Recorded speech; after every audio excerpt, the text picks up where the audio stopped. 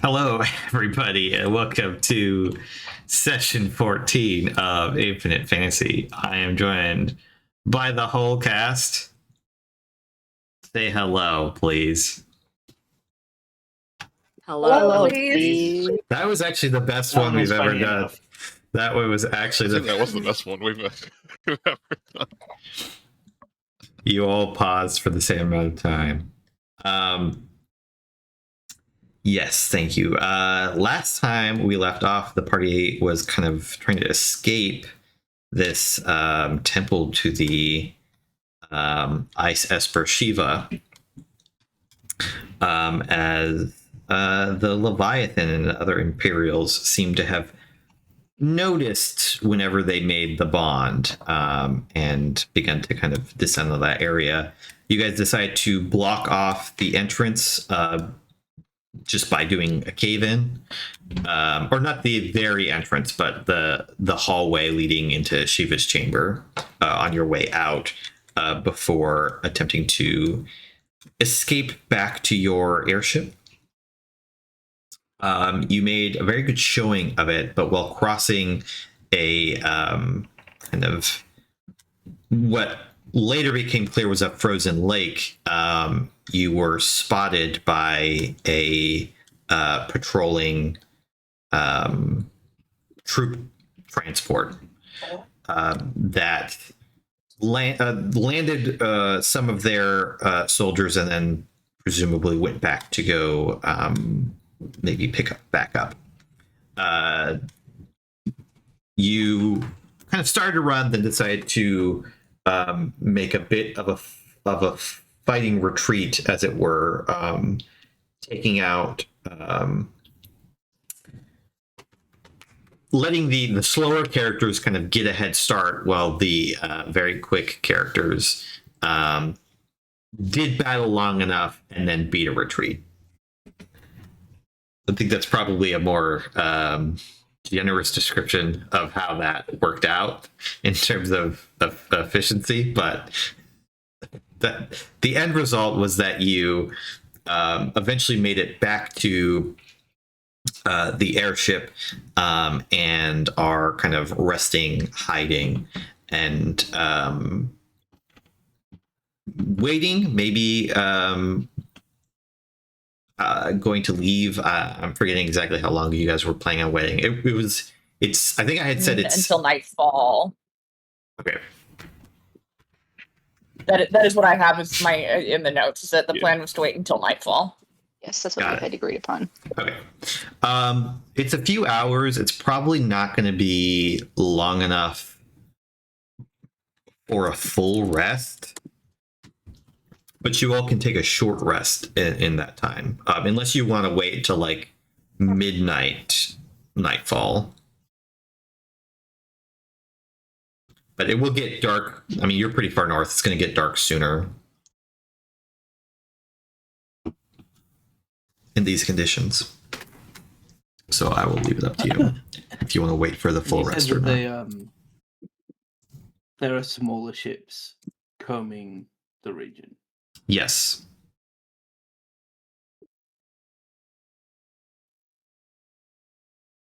Yeah, you guys had seen these troop transports and some other ships. You also, I had said previously, you're only a couple miles or a few miles away from where that fight just occurred. So they know you guys are in this area, but we had previously established if the ship's not moving, it's pretty much invisible from the air because of the way that you've disguised it, etc. So if they start to get some people on the ground, you might get found, but you're pretty well hidden in this spot for the moment.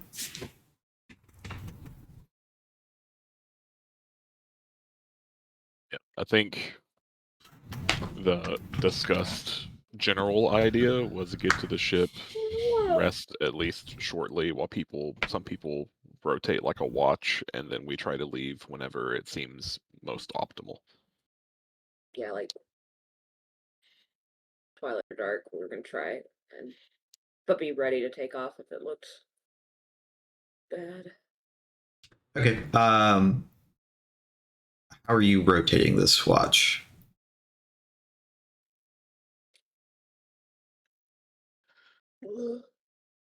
Chris, why are you making that face? Did I say something weird? No, that's not at you. Okay. It may have to do with chat. All right. Roscoe, I think once getting under the tarp and like into the ship, Roscoe's like collapsed in like his couch bed area. As he has not experienced the after effects of using the Esper bond like this before. Figure out for the count. Mostly because if I was trying to keep watch, I'd be doing it with disadvantage. Yeah, So- Silas can keep the first so- watch. Yeah, Roscoe is exhausted, but how is everybody actually health-wise? Agatha's sitting pretty right now.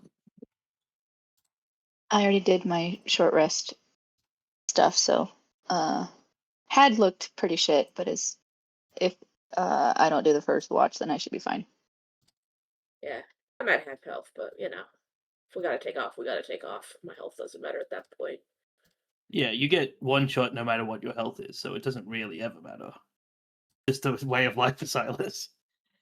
You'll get power word death soon, just out of pure bad luck.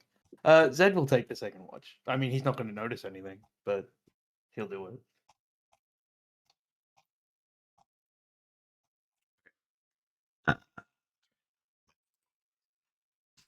I do. Visual indicator for Roscoe being exhausted is that his hair is uncoiffed, I love that. just hanging low. That's your like low health battle picture. So Yeah. the hair gets uncoiffed. Your Brandon Routh in Scott Pilgrim when he loses his vegan powers. Yep.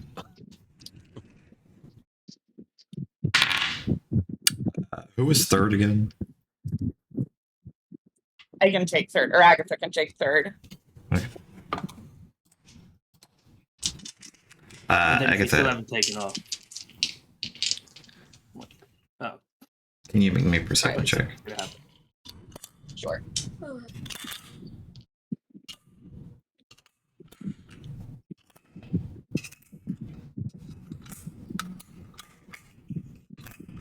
I'm gonna say these watches are only like an hour long or so. That's a 17. Why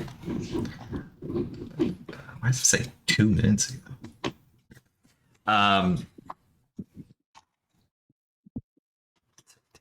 Okay. This is for all of you. As you are watching, you do at various different points notice like a ship, going by in the distance again, because they're kind of like seem to have honed in more on your area.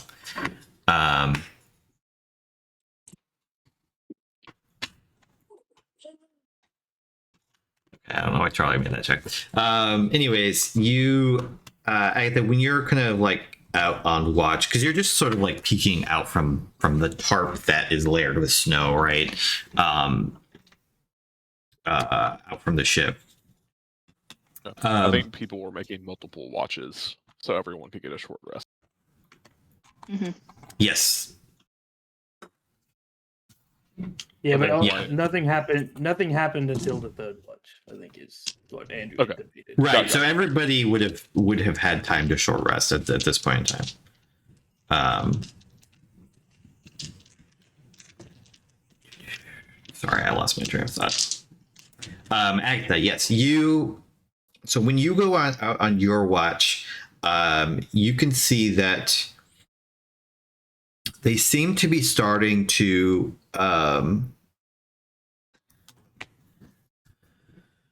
They seem to be starting to drop troops off, like here and there, which then are now like you see.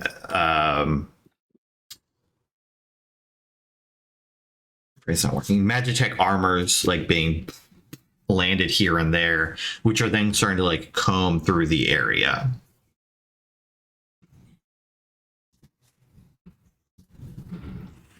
And does it seem like they are like triangulating on our position? Make an intelligence check.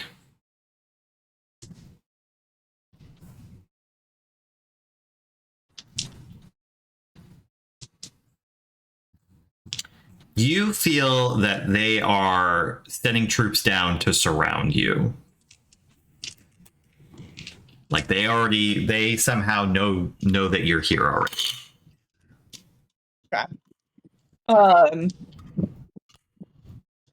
Agatha bebops in to the ship real quickly. Okay, so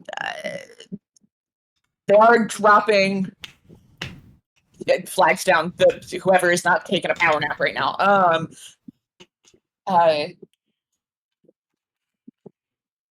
They are like dropping troops right now. It does seem like perhaps they've got like a triangulation on like where we are hiding right now. I don't have a great read on how long it is going to take any one of them to get to us, but we are definitely getting like a little bit encircled. So I don't know if that means we should continue to double down on the hiding plan or if we just get the fuck out of Dodge now. Can Zed have talked to Asta, like, while he was on his watch? Or, like, at the end of Silas's watch? Because, I think Zed would have wanted to pretty quickly get a plan with Asta for, like, how far they can fly. Like, because if they're getting chased, how far can they go before they need to stop to refuel either supplies or like actual fuel? And then that will inform how Zed responds to this news. Yeah. Do I know how long we can go with our current fuel supplies? You guys can go, I mean, like nonstop without stopping.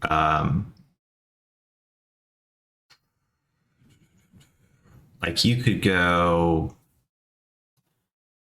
several days, like more than enough. You have more than enough fuel to get to like even as far as like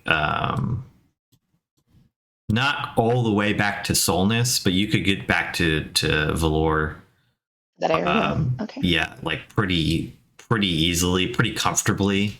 So you can like pretty much go anywhere in the Empire with the fuel source that you have. Getting much beyond that is where you'd have to stop to pick up more fuel. So you're good on fuel. I would say food situation is similar. Less so. But you'd probably have to start like rationing things out before the fuel ran out because Mm-hmm. you just Probably that. Yeah. Estimate to. Because you have Roscoe on board. If we can't get out of the Empire, then it's all largely the same. Because the Leviathan will be able to chase us anywhere in the Empire. Do you know? Agatha does go back and to keep an eye out on things after relaying her own bit of news. Zed says, I think, in response to Agatha coming in, Zed says, we're trying to work out the best place to go. But I think we should leave sooner rather than later if you think they're surrounding us. I agree.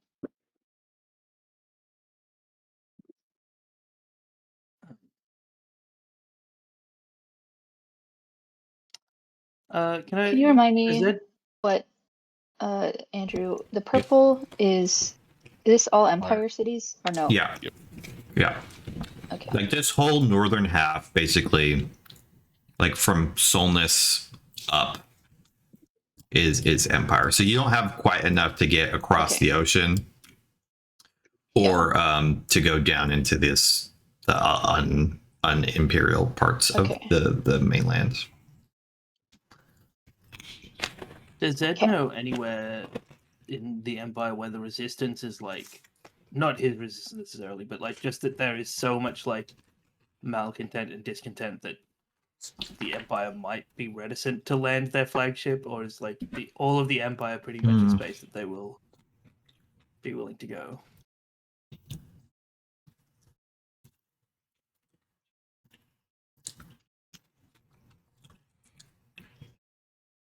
There's places where they can't land the Leviathan because it's too big.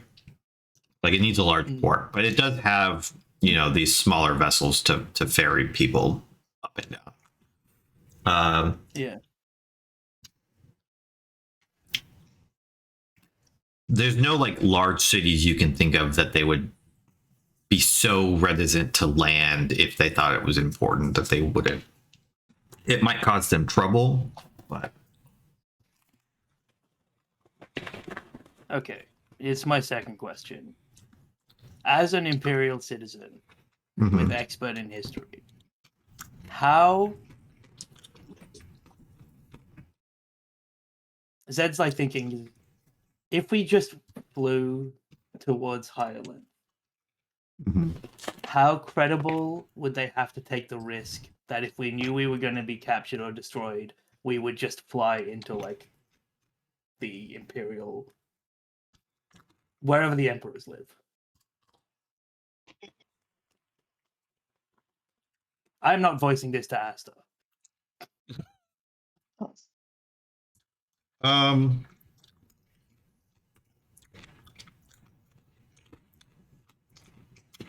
I think 'Cause I you feel know I that might you know a would. bit about like what would happen in that situation. I think you'd probably get stopped before you got close enough to do that. Like they wouldn't Yeah. worry about it because they would trust in other defenses. That makes sense. All right, I think Zed says to Asta, well, out of the two of us, you have more knowledge of ports and the way that you can maneuver this ship versus the Leviathan. Pick somewhere. And then, like, I think that conversation happened a bit before Agatha came in, and then Zed had wandered back to see if you'd picked somewhere when Agatha walked in.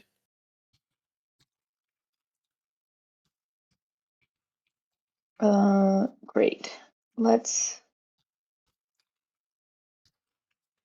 Thank you. I know my headphones have a low battery because they didn't want to charge in their case.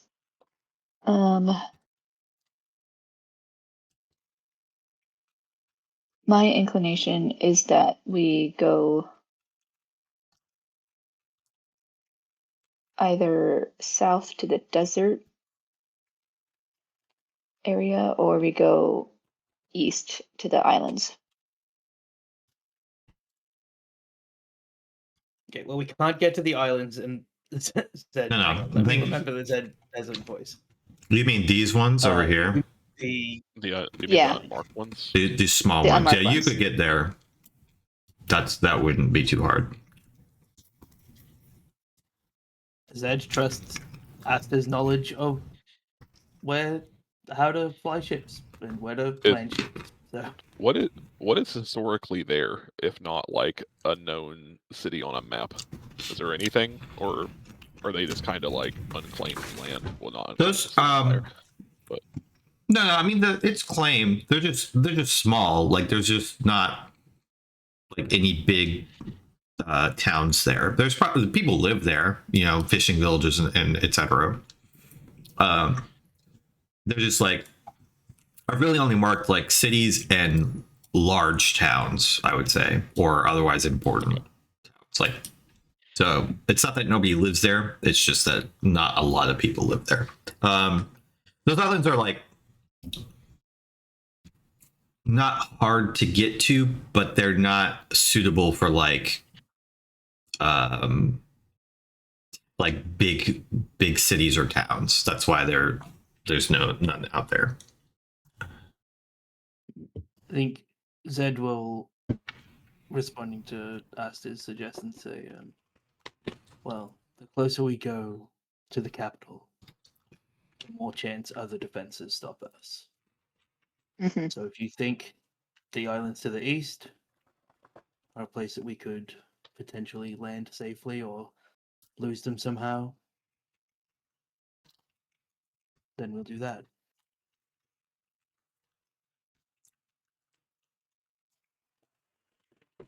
I only am leaning that way because going further west is where we already had our adventure, and they're probably increasing that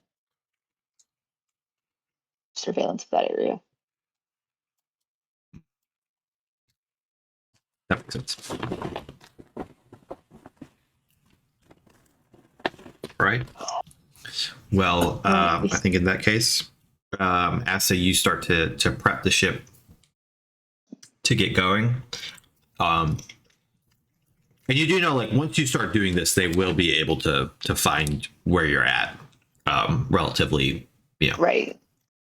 just Stuff because powers on. They've got. yeah, it's a Yeah. large energy signature, and they have stuff for that. So you kind of go into like quick action mode. Like as soon as you decide to start doing this, you start to do it very quickly. You start, flipping switches, turning things on, getting the engine going. The aetheryte core begins to hum to life, whirring up everybody else on the ship. The heater kicks on, which is very nice for you all, because before you were bundled up freezing in this airship. At some point, one of you gets the tarp and starts to throw all the snow off, to shake it off, bundle it up. You see the Magitech armors and the soldiers begin to hone in on this activity once it starts to happen. Like the ship's lights turn on, etc. Can I get Asta? Can I get you to make me a what do we say? I guess this would give you a specific skill die. Just make it a Tinker's Tools check. And this will count for airship expert. Sorry, my headphones died literally as you asked me to do that. What do you want me to make? A Tinker's Tools check. Let's see if I can do it.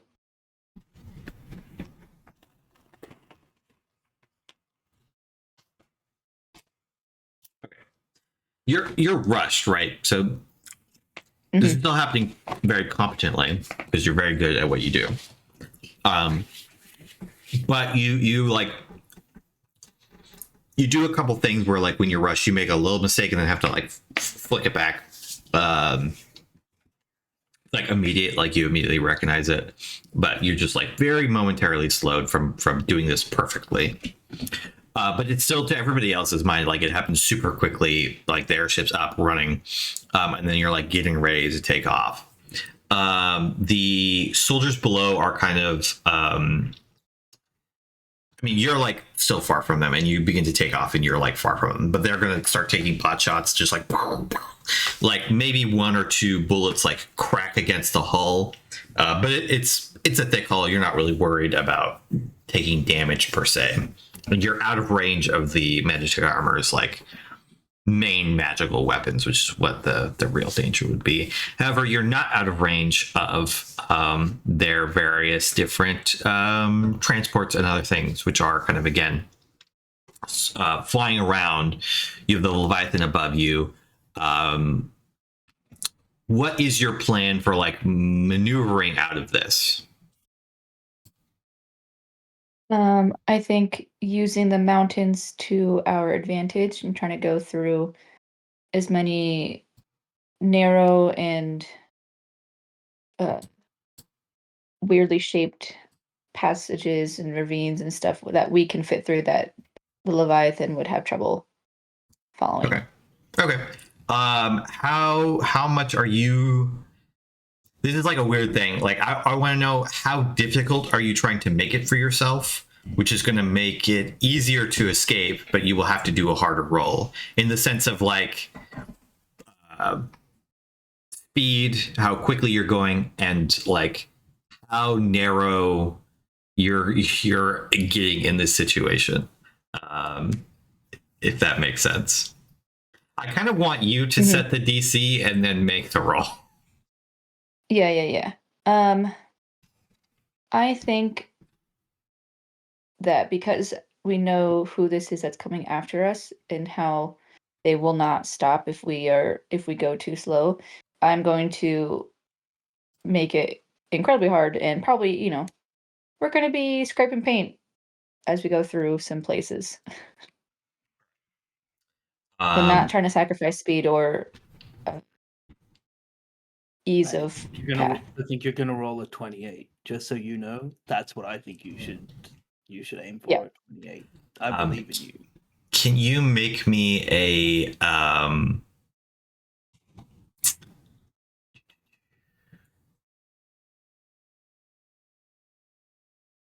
know you don't specifically have a piloting check, but I just want you to make me a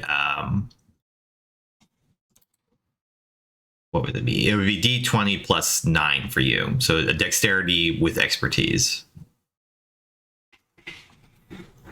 I'm less convinced you can make a 28. Now I think it'll be a 26. I also have Flash of Genius, so. Well, What does that make it the I roll love a that I can't 10? even see what I rolled because my game froze. So an 18. you rolled an 18. Great. And I will Flash of Genius to make that. Oh god, it's nope, hold on. +5 whenever Foundry decides to quit shitting itself for me. That's okay. Like So this. 23 total. Random concepts. Okay, 23 total. I'm gonna make some rolls for the bad guys. I should have hired a pilot.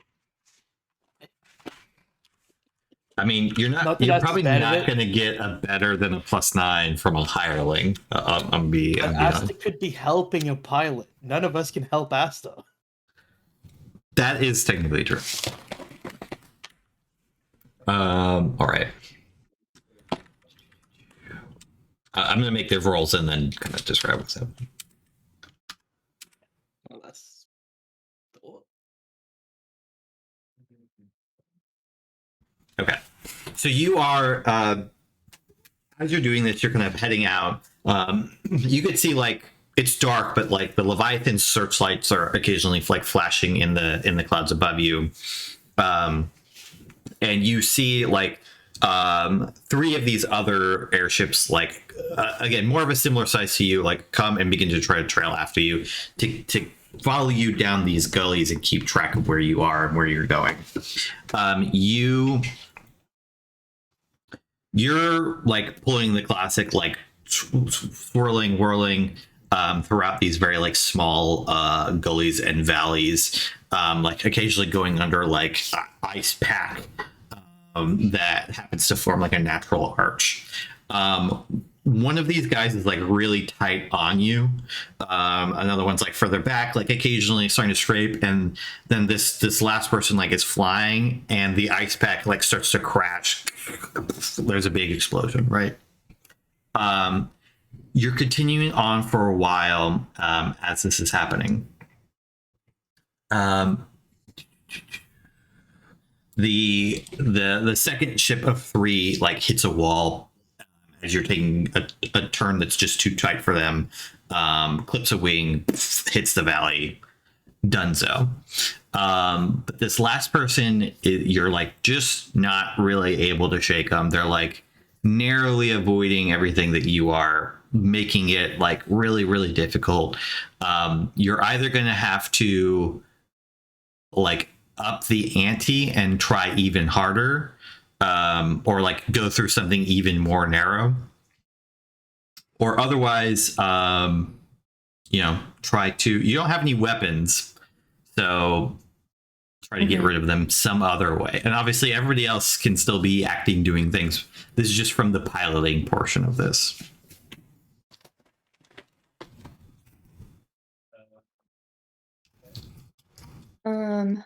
Okay. I think. Yeah, I think it's worth it to try to shake him for real. So I'm gonna try to really thread the needle through some narrower passes. All right. How far behind us is the other ship? It varies, right?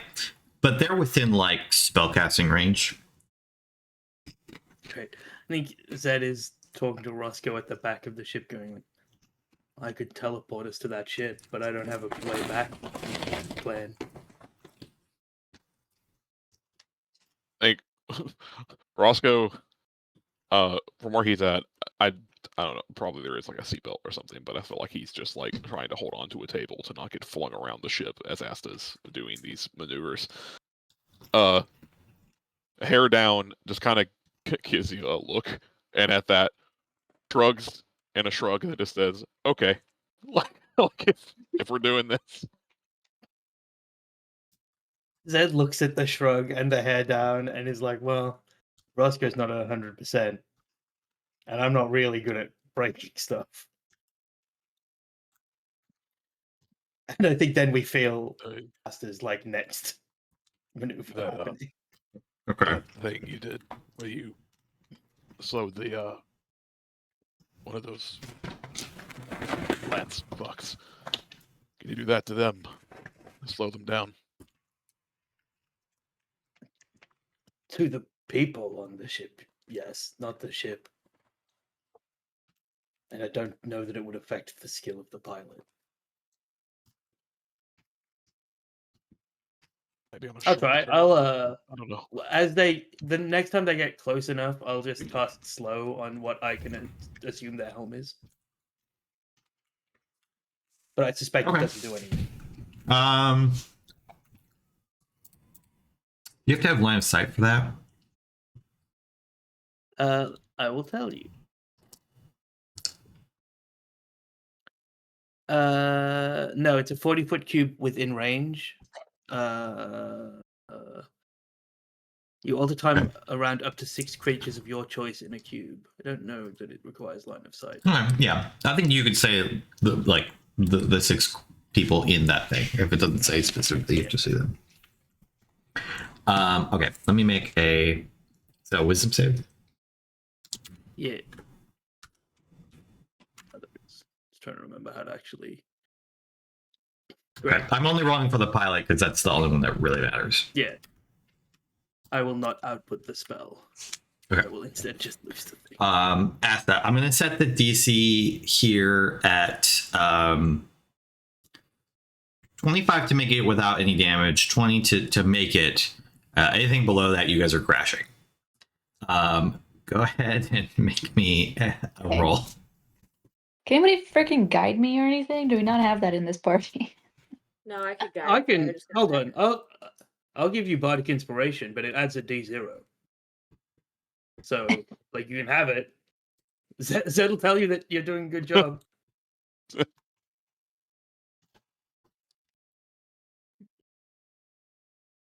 Okay. I'll cast. 1d20. Can I cast a suggestion on Asta that she's You can, but gonna do great? it's not going to help.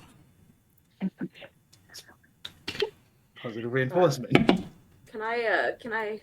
Sorry, I just got back. My dog was yelling a lot. Hold on. This has a spell cost. But did we ever get? Can't remember if we got basic spell supplies when we were getting things. Yeah, you from, have stuff. Out.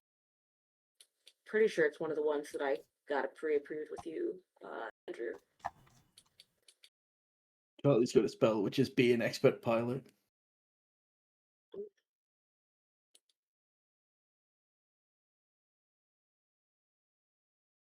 Just better advantage. Yeah.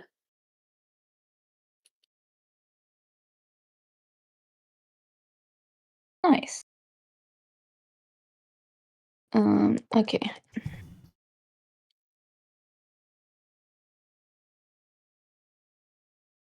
That does take a minute to cast. I don't know if that's relevant.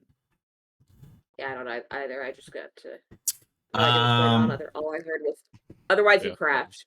It's not that bad. But this is a good spell if we can get it off in time. I'll allow it because this chase is kind of happening over time. Maybe you Yeah, start cinematic. casting it. You start casting it like when the chase began, and it's been going on for enough time that I'll allow it to go. Okay, go ahead and make your roll with super advantage, fortune favor. So what does that super advantage meaning? What? Well, if you had advantage, you would get a third roll. Do I have But Do I in have this advantage? in this case, you just have basically normal. Okay, so just do 2d20, drop the lowest, plus 9. No, so actually, if I'm reading this correct, it's not. You can wait until you see the first Yeah. roll before you actually use it. So Oh, right, that's right. maybe- Yeah, maybe- I don't have to yeah. use it. That's true. That's a good point. Okay, well then I'll just do my regular roll first. I'm Well, going to use it. Roscoe's currently asking Agatha if she misty steps before hitting the ground, is it like jumping in an elevator? Okay, there you Was go. it- Much better. And I'm Right, going to use I don't need it, but I want to. I'm going to use my other flash of genius to get it to a 32. 32. All right. Well, this guy needs a 19 up to not crash. Or well, yeah, to not damage himself at all, which would the chase. I thought I was going to roll to an 18. No, you go to like thread the needle as quickly as possible or as closely as possible. You like turn a corner where like there's just the slightest hint of the barest bit of scrape against like just one section of decking as like a rock very nearly skids by, and then you turn away from that. There's like a slow-mo bit. The other guy attempts to replicate it and just straight up crashes and hits the wall. So you're kind of out of this chase scene now. You've managed to fly through these mountains, etc. You know that the Leviathan is still in the area. It's much slower than you, obviously, because it's a massive, huge ship, and you have this like very speedy small thing. So you want to kind of loop around and go for these islands. Is there anywhere in particular you're trying to get to, like any place that you've been before, maybe, or you're just kind of looking for a spot to lay low? Once you obviously get out of the mountains, etc. Yeah, I don't think in my time as a mechanic on a merchant vessel that we would have gone that far or to one of those islands because the Pretty small. Persilium is larger even than this, so it wouldn't be feasible. But I think I've heard of people like taking holiday there, so probably just trying to find a place that has good cover to park a vessel this size. Okay. When we are clear of the mountains and like somewhere in the region of Tretium, Zed will come into the helm of the ship and ensure that Asta is the only one there and say, have you ever done that thing a bunch of Imperial nobles like to do it? It's where you jump out of an airship and a wizard will cast Featherfall on you. Like, so you don't die. I mean, I have done that, but not for fun. Great. They know we have an airship. If we didn't have an airship anymore, we would be far harder to track. Agreed.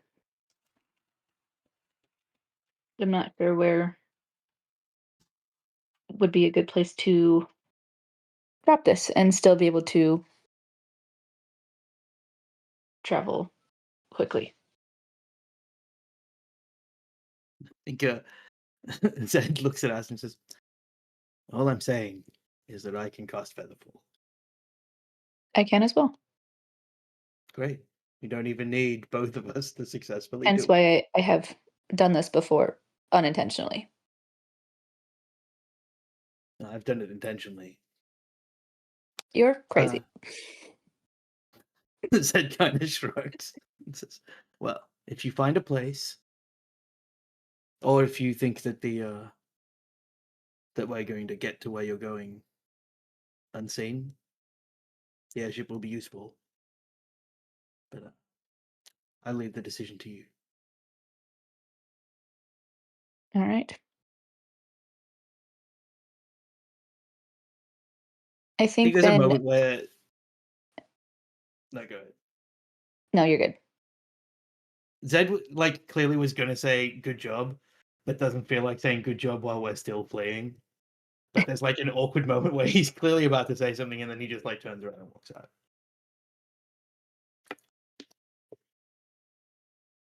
I think then Asta will look for a place that is cover and maybe half a day or more travel from a coastal town to land and discard, if you will, the airship, and then we can make the trek in on foot.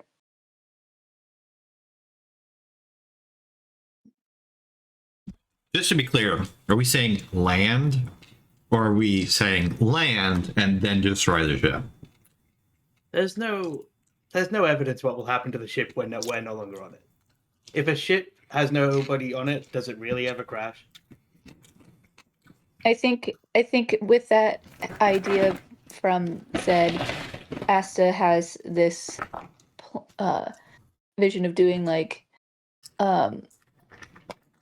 we do the Featherfall thing, but we're like we're gonna crash the ship in a way that seems like it is like a it's a pleasure yacht, so a drunk teenager Okay. can't fly the ship very well, so like a small crash but done intentionally. Like I'm gonna rig it so that it does it in a certain way. Um, And then we can just When we got this Featherfall ship, out. there was no verbiage about borrowing or returning, right? With Roscoe's dad, was that a thing? They just said like if you can use it, but like there wasn't any agreement. Okay. It had just been sitting in the shed otherwise, right? Like Okay. somebody had been coming out to repair it every so often, or like take it out for But the they purpose clearly of weren't like. using it. Yeah, it clearly We wasn't didn't like. have a clause that we could crash it, but we didn't have a clause that we couldn't crash it. I mean, Yeah. maybe they kind of assumed you would take care of it better than this, but they explicitly tell you had to. I will approach Roscoe first before I decide on this full route. But I'll tell him this is what I'm thinking. I know it's your family ship, but we are also being tailed by the Leviathan.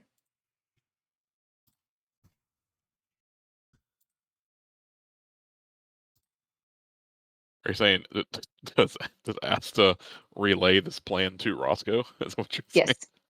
Before we decide to do it.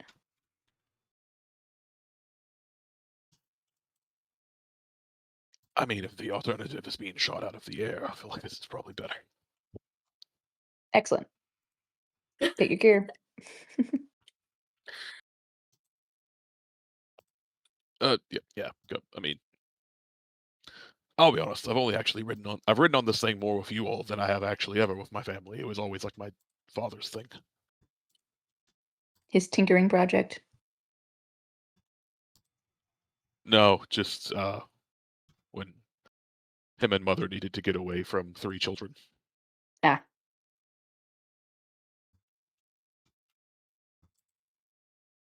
Just says that with a wince. Not a sympathetic wince, but a wince if he knows what that implies. And he's just like, I'm not. Like, it's fine. No. Blow up the ship if you need to. Zed will say to Roscoe, "Are you the eldest?" I think Zed knows, but I have forgotten as Jack. No. I have my brother's older. Hmm. Do you Do you recall if your parents went on one of their trips before your sister was born? Then So if I jump out of this currently, you can stop me from falling, correct? for Yes. the first 500 feet. And I will answer that Yeah, for the first question minute. at 500 feet.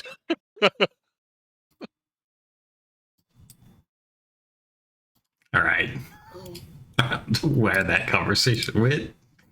It went somewhere very quick. That was an implication. Yeah, an implication was made, I suppose. Like an implication was made all the way back in Starving. So this was No, When it was called no, a yacht. no. I said a normal thing that you all twisted because Sounds made up. that is what you do. This is what you people do to me. Okay, so you kind of get together. You're like, you find a spot where you're like, okay, like if somebody was flying low and maybe not paying very much attention, it would be easy for them to like clip a hill, and make it look like they crashed that way. Mhm. You inform everybody else of this plan, kind of get everybody else ready up on the deck.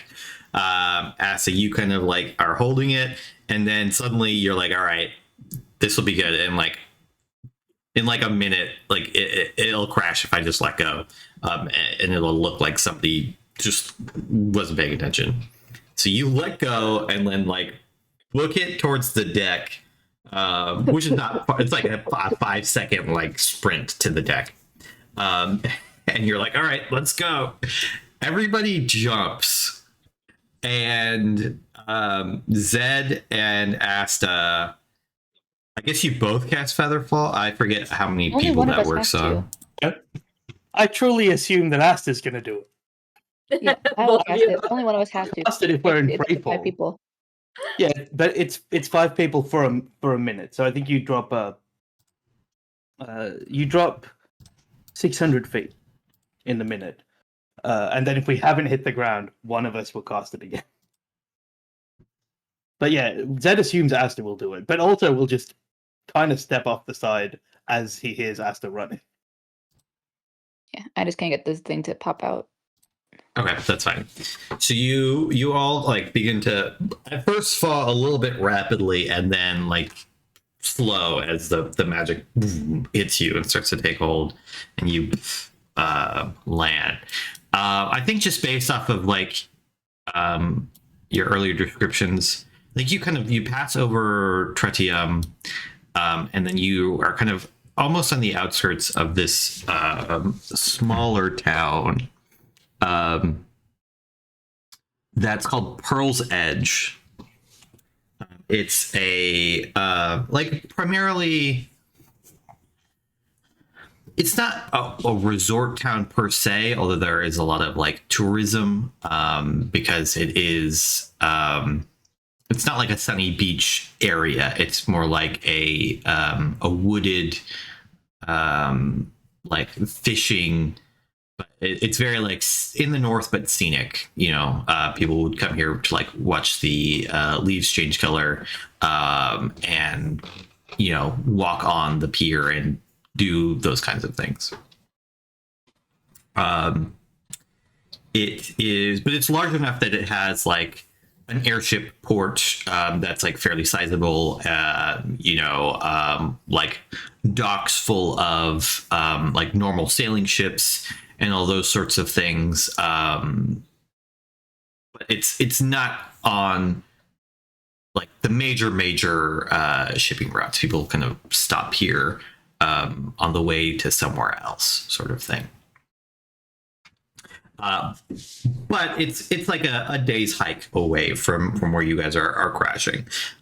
So you kind of crashed close enough that it will probably be noticed eventually, but not so close that like cops are immediately like on this site area. Excellent. And most importantly, if the Leviathan docks there, they won't be told that a ship docked there. Like, Right. Yes. Mhm. And you also know if the Leviathan docked here, it wouldn't be bad for them, but it would be very unusual. Like people would be like, "Why is this giant military ship docking at our Little our town?" vacation rental Like space. yeah, it's like, and it's not near any active fronts or anything, so it would be like people would probably assume it was some kind of emergency. Because why wouldn't you just go to Tritium or Damask, which are not that far away? So you would like probably get some advance notice that from people talking. As you head into the town, you find it pretty pleasant. This is kind of not technically the Imperial Heartland, but it has been Imperial territory for a very long time. So it is very and it is somewhat built to purpose. Nice cobblestone streets in the downtown area. There's a variety of different Magitech amenities. The street lamps, etc., are very nice, and the town kind of spills out a little bit across the river and into the countryside. Once you start to get into Pearl's Edge, what is your plan after you've dumped your ship?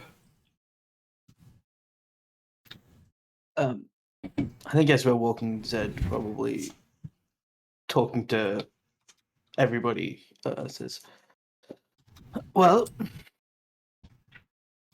that was a successful mission.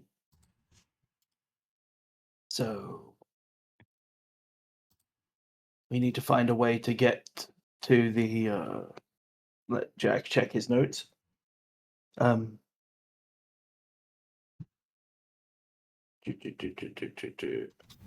Where we The we Devernian Mountains yeah. in the south. Yes, and on the map That's that like- is these very tall, strange peaks right God, here. so far away. Well, okay. Here's the Which thing. I will note is because the map is maybe I haven't drawn borders. It's not in Imperial territory. Solness is like the very tip edge, and then it's otherwise like up along this river into the desert. It doesn't go quite down into those mountains yet. We might be able to book passage from here to Damask and then south.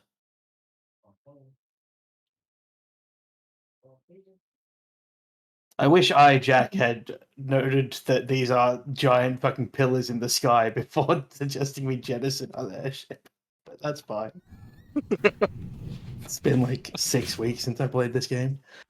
Yeah, I also But- Zed's never been there, so like this is what it looks like on this map that I've drawn for you, but it's not I like think necessarily that Zed- the Zed characters would truly be out cannot of the imagine way. that it's an unscalable set of pillars. He's like, well, that's just going to be like, that's going to be some tall stones. Yeah.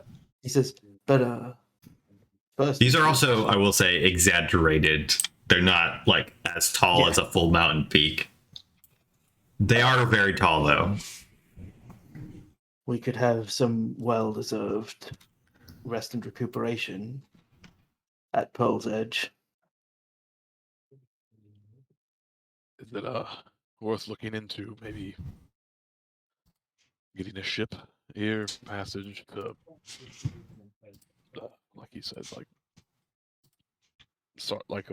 he said Damask or Sarno. Could we acquire a ship there? Agree. Some Possibly. mundane travel is high priority to fade into the rest of the country. If we managed to resurface at Killfell without being discovered at all by the Empire, that would be a boon in our attempts to remain undiscovered. How prevalent are like sea monsters? Great question. They are One of them is a fucking Esper. they're not uncommon, but they're not so frequent that like nobody does travel by ship, right? But you know, a lot of ships do have. If you're like sailing far, they'll like out into the open ocean for sure. They will have like some defenses by necessity. But a lot of, you know, the sea is big, so a lot of sea monsters stay down in the sea. You know, But like, It's also much slower than airship, right? yeah, it would be if you wanted to take a ship, say from Pearl's Edge to like Kilfell, that would be like maybe as much as like a month. What? Depending, because you wouldn't go straight there. You'd probably have to stop somewhere else, whether that's in Stop Sarnell, in Cyrodiil, stop in the other Tritium. port town. and then the ships don't often make direct things unless they're cargo ships, which you'd have to sneak aboard. What does Zed know about Killfell? I'm happy to roll. Yes, please make a history roll. I'm better at this than I was before, so I will roll a natural 1 to balance that out. No, 19. Yeah, you know some about Kilfell just from your background history. It is of the like 3 remaining nations down in the southern part of this continent. It is the largest by land mass, although not by population. It is so Kilfell is the capital. The name of the place again.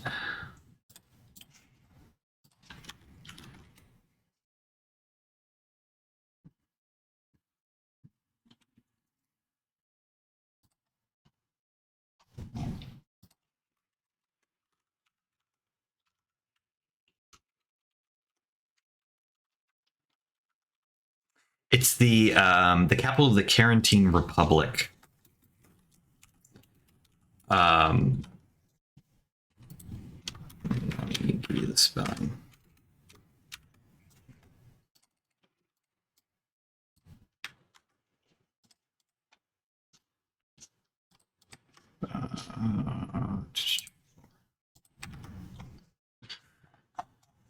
I'll put it in on topic.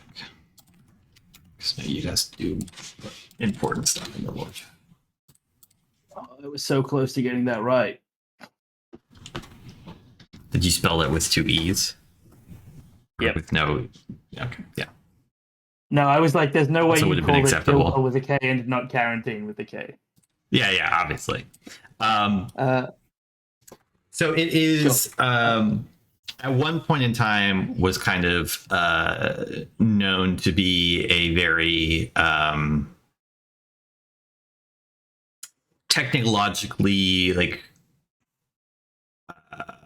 progressive, advanced place, but that was like at this point, like a couple centuries ago, like the Imperial network of Magitech has kind of overtaken it in some ways. Kilfell was like sort of like rivals with Sarviel in that sense of like industrialization prior to like the rise of the Empire. But these days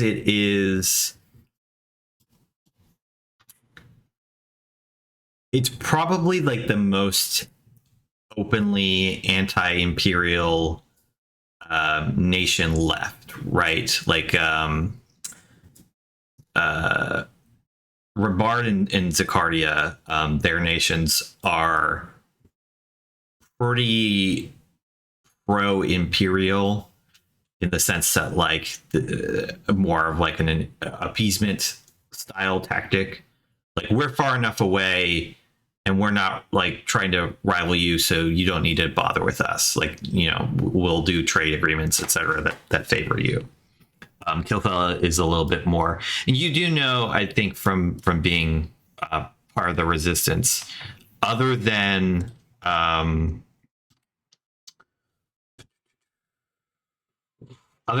Sifrins way out in the island chains, they are like the biggest cash supporters of resistance cells through like back channels and such. It's also as a city, Kilfell is like notable because it's kind of built like on platform shelves up into the mountains. Sort of got almost not quite as grandiose, but like a Minas Tirith kind of thing going on, where it's like these large round platforms, like Andy's Step Farms, if you've ever are familiar or ever seen those as well, like where it's kind of clearly been tiered and platformed, and there's a lot of land work was done at some point. So, because of its like kind of open competition with the Empire, does that also mean that there's far less travel, like even cargo ships and stuff going to Kilfell from the Empire? There's still a fair amount, just because companies don't always care about that kind of thing, and it's not like they're actively being embargoed by each other, but sort of on the world stage, Kilfell is the most openly like anti-imperial, other than again the Sifrins on the islands out to the west. Yeah, I think Zed, while we're walking and talking about like the next steps and like that's kind of where we're needing to go, we'll outline most of what you just said about Kilfell, like that it's it's the largest like nation by mass, but not necessarily people, and it's kind of fallen behind the Empire a little bit in terms of technology from 200 years ago. He doesn't mention that they are funneling money to different resistance movements, because he feels like that is unnecessary information. But does mention that they're like staunchly anti-imperial. They are the most open anti-imperial on the continent, beyond resistance members, but like as a nation, they are the most. And I think he kind of intimates it would be better to travel there by airship, just for the time save. But we'll have to do what we have to do. It's not the easiest place to get to anymore.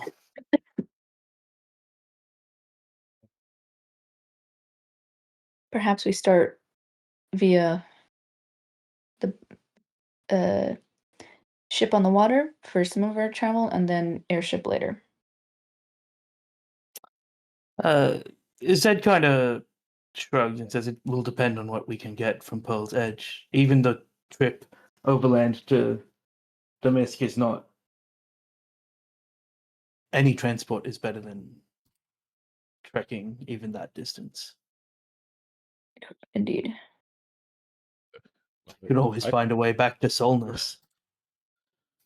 Hypothetically, if it took like a month to get from where we're going to Kilfell, I would only imagine it would take like 3 times, if not as long, to get there on foot.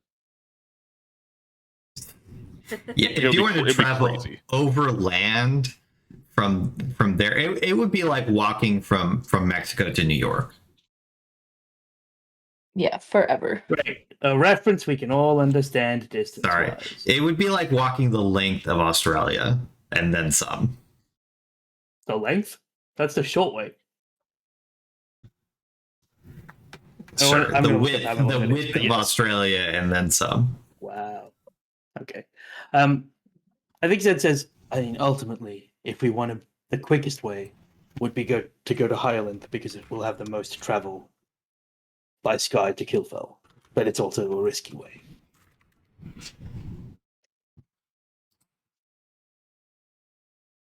And I'd probably be on a band to go see my mother.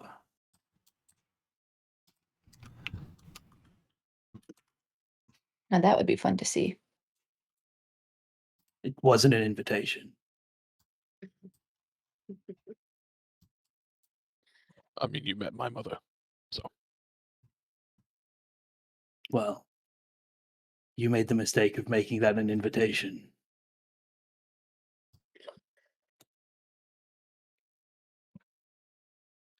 There is like again, Zed's deception is effortless, but there is like more of an edge to it when he's like, this is not a joking discussion thing.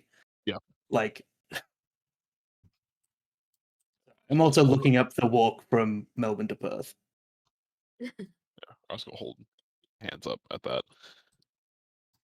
Regardless, we need to find a place to rest. Yes, let's take the week in Pearl's Edge. Majesty, you can come week? up. Hey, I'll say a week. Who has the money for a week? Roscoe has 0 funds. In unison, we all go, a week? Roscoe's like, yeah, I'll just fight some people for money. But Yeah. Does anyone currently have money aside from probably Zed? And maybe Asta. I think I have pocket change. Yeah, we're all pretty cash poor right now. I think. yeah, I have some money. I also do have some money. I have like money to go to the soda shop and get yourself a milkshake. Like that's what I have. Roscoe has the money to go outside the soda shop and beg for a milkshake. So here's the thing. I think you probably have enough money between Zed and Asta to book passage on an airship that far. Those are for the 5 of you. Those are not cheap tickets. But you have a decent size of money between the two of you. You also could, if you wanted to, like do some work. Like a lot of monster hunting in the Empire is done by freelancers. They will post job listings and then people get paid out. It is a not a popular line of work because it is fairly dangerous and a lot of Imperial citizens don't need to or are interested in doing that sort of thing. But if it's not bad enough for there's like two ways. If it's annoying enough that the army doesn't want to deal with it, or if it's low threat enough that the army would rather pay somebody to take care of it. Those kinds of jobs are available if you're just like cash starved and you want to do that. You also could, I mean, it wouldn't make any sense. You could get jobs. That would be weird. Because you'd probably like spend more time working than would be worth it. My favorite part in the middle of Final Waiting Fantasy on your VI is when you first get a check. job for 6 months. Yeah. The first check delay. You also do have a fuck ton of gems. Not fuck ton. You have several gems that you previously got that you know are worth quite a lot of money. I have an Oh, ice ring in my yeah. inventory. What's this from? You guys had bought those forever ago. Oh, that's a cold resist thing, right? Yeah. Okay. That's fine. The potions also, if you wanted to sell them, basically priceless, but the fact that you have them might raise suspicion.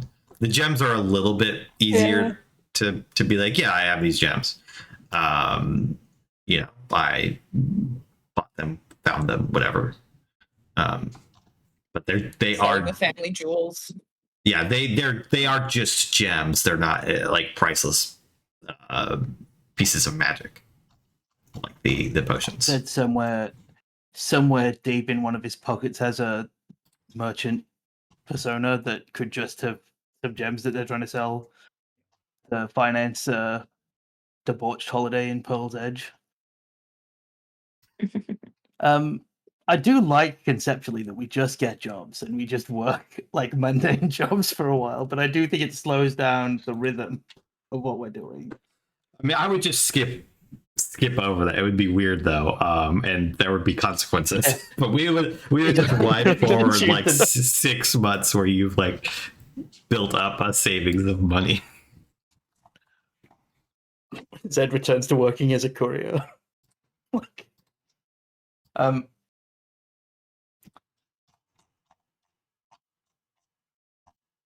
just gonna send you a message, Andrew, because I don't want to ask my question.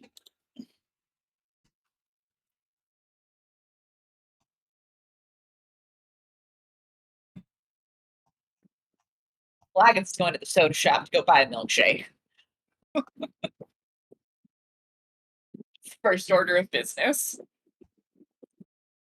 What kind of milkshake?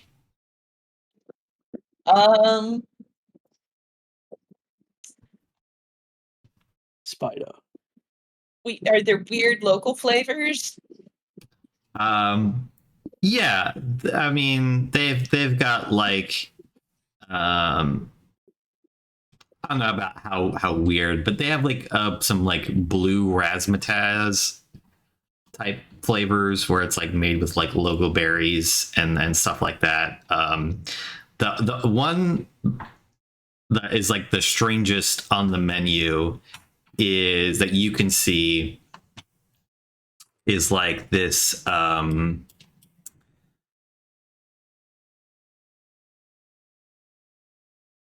it's listed as being oyster sauce flavored. Ew. Great. Agatha gets 2 strawberry milkshakes. Do you have a Blue Heaven as a milkshake flavor in America? No, I'm not familiar with that. Yeah, I've never heard it. Blue Heaven is a milkshake flavor here. I don't know what flavor it is, but With hot fudge.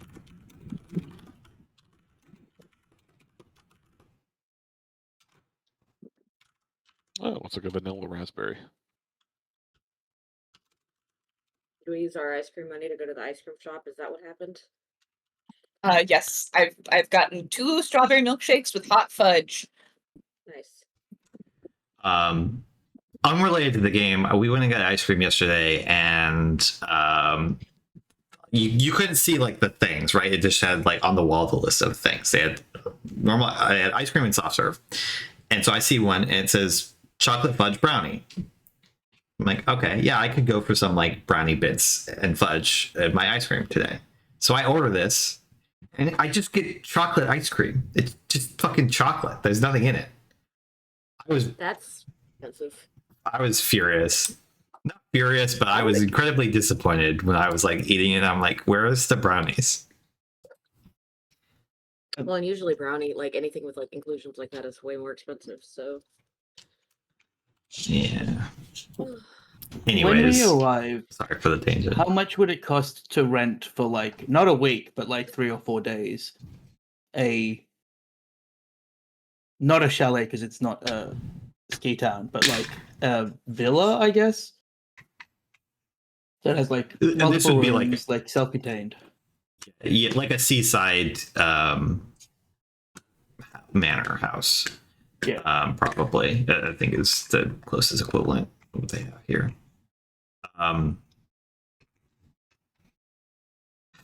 How How nice is this? Like, The most 1500-ish gil I could spend.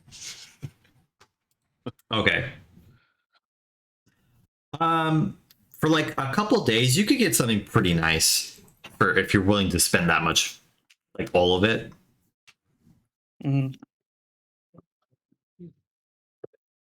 Yeah, I think Zed walks into like the first place they see that looks like a like beach property rental place, and walks out like 5 minutes later with 5 sets of keys and like a direction to walk to this place. There's well, I'm out of money, but we have a place to stay for a few days. It's supposed to be nice. It's a beachfront. Well, sort of.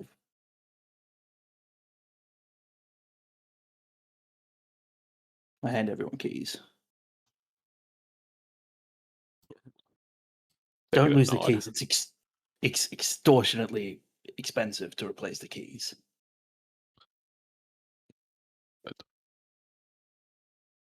Roscoe nods at that seriously and will just tuck the key into his deep V.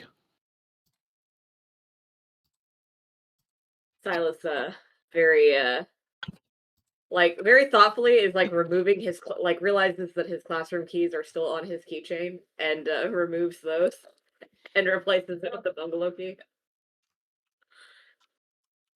Kind of chucks the other keys aside.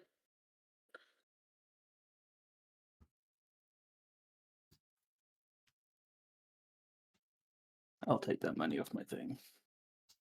Yes, you are now functionally cash broke. No, I've got 350 gil still. Oh, okay. Still wouldn't spend all of it. Functionally, you have some cash. Don't worry, I've got cash. Don't forget to long rest so you get all your stuff back at this point in time. I'm gonna make some quick rolls. And then, so long term, what is the plan? Give the second strawberry milkshake to Roscoe unspeakingly. You just slide it over. Yeah. He didn't have milkshake money, you see.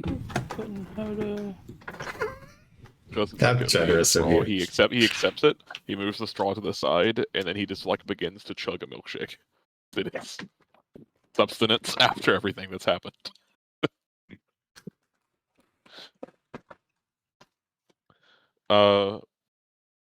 After like resting a day at least, Roscoe assumes kind of the objective is to look for convenient / available ways to leave in the direction that we're wanting to go.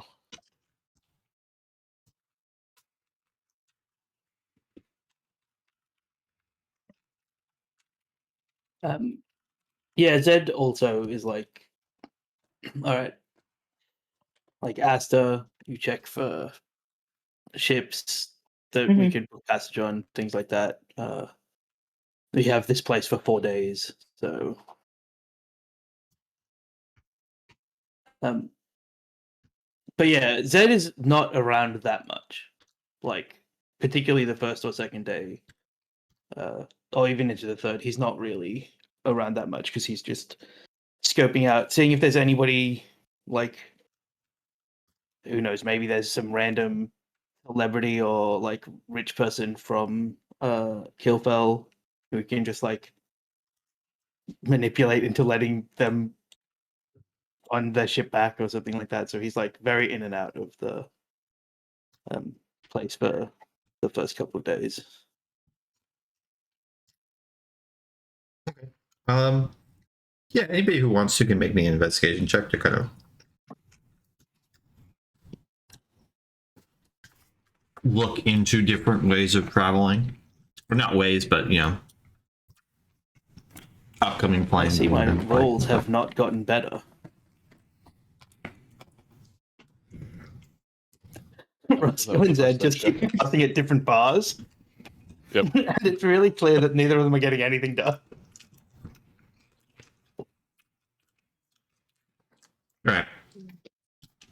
Agatha, you like go in and pull up like a variety of different like travel timetables. You're looking at like train schedules, airship routes, boat, comings and goings that are happening in the next. You look at like the next week, you'll say, but focusing on like the end of the third day going on. And with a 29, you do very conveniently find that if you wanted to, there is a train heading from Pearl's Edge to Damask, and then from there is an airship that is. Hey, I'm sorry. I'm getting a call that I need to answer. Okay. We could just do the break now. Yeah, why don't we do that? Yeah, we're We'll be close break. back in 10, 20 minutes. Don't go anywhere.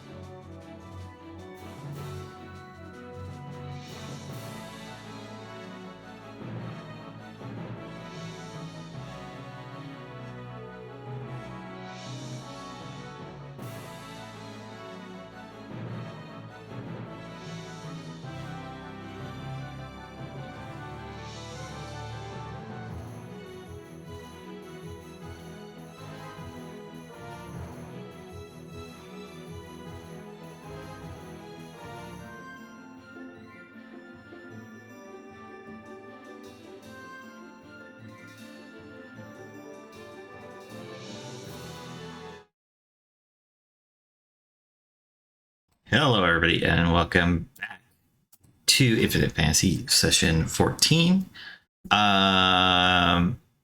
Yes, so resolving that 29.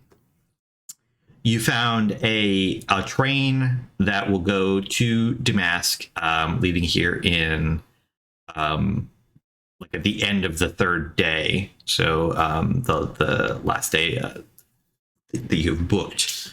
Or at least the last full day that you've booked to stay at this rented house. A train to Damask, where then you can hop on an airship that will go direct to Kilfell. It is one of the only direct, or like the most direct path that you could find, and that is leaving like relatively soon in your time frame. And it will take you a little over a week to get to Kilfell, going along this route. Okay, and you said, sorry, was that a train or an airship that you said? So you're going to take a train to Damask, which is the nearest, not the nearest, but a nearby large city. There's no direct to Kilfell from Pearl's Edge. Just because, yeah, logistically, there's no reason. There's no demand for it. But on 29, you find this, like, this is a very quick way to find a direct that involves the fewest amount of transfers and such. And also not going to, like, the capital or something, you know, a little bit more on edge. Cool. While that's happening, Zed, you go off your kind of doing things separately. What are you up to? Yeah, so Zed will, with the last of his money, book, like, in the nicest hotel, a room for the second night that they're there. Mhm. And then once he's in the room, he'll he prestidigitates clean his hair and like starts to unclip it now that it's back to being blonde. And he like reaches into his satchel and he like lays out his nice, he's got a gold cloak that he keeps at the bottom of his satchel that like looks kind of like it's the lining of the satchel. And then the next day I'm gonna go to the bank. And when he gets to the bank, he walks to the front of any line that exists that looks like it's the most important line of people. And just puts his hand down on the counter, and he's wearing like a shiny, kind of gold, but like tarnished from age ring. And just waits for the person whoever is serving people to acknowledge him and ignore what the other people are doing.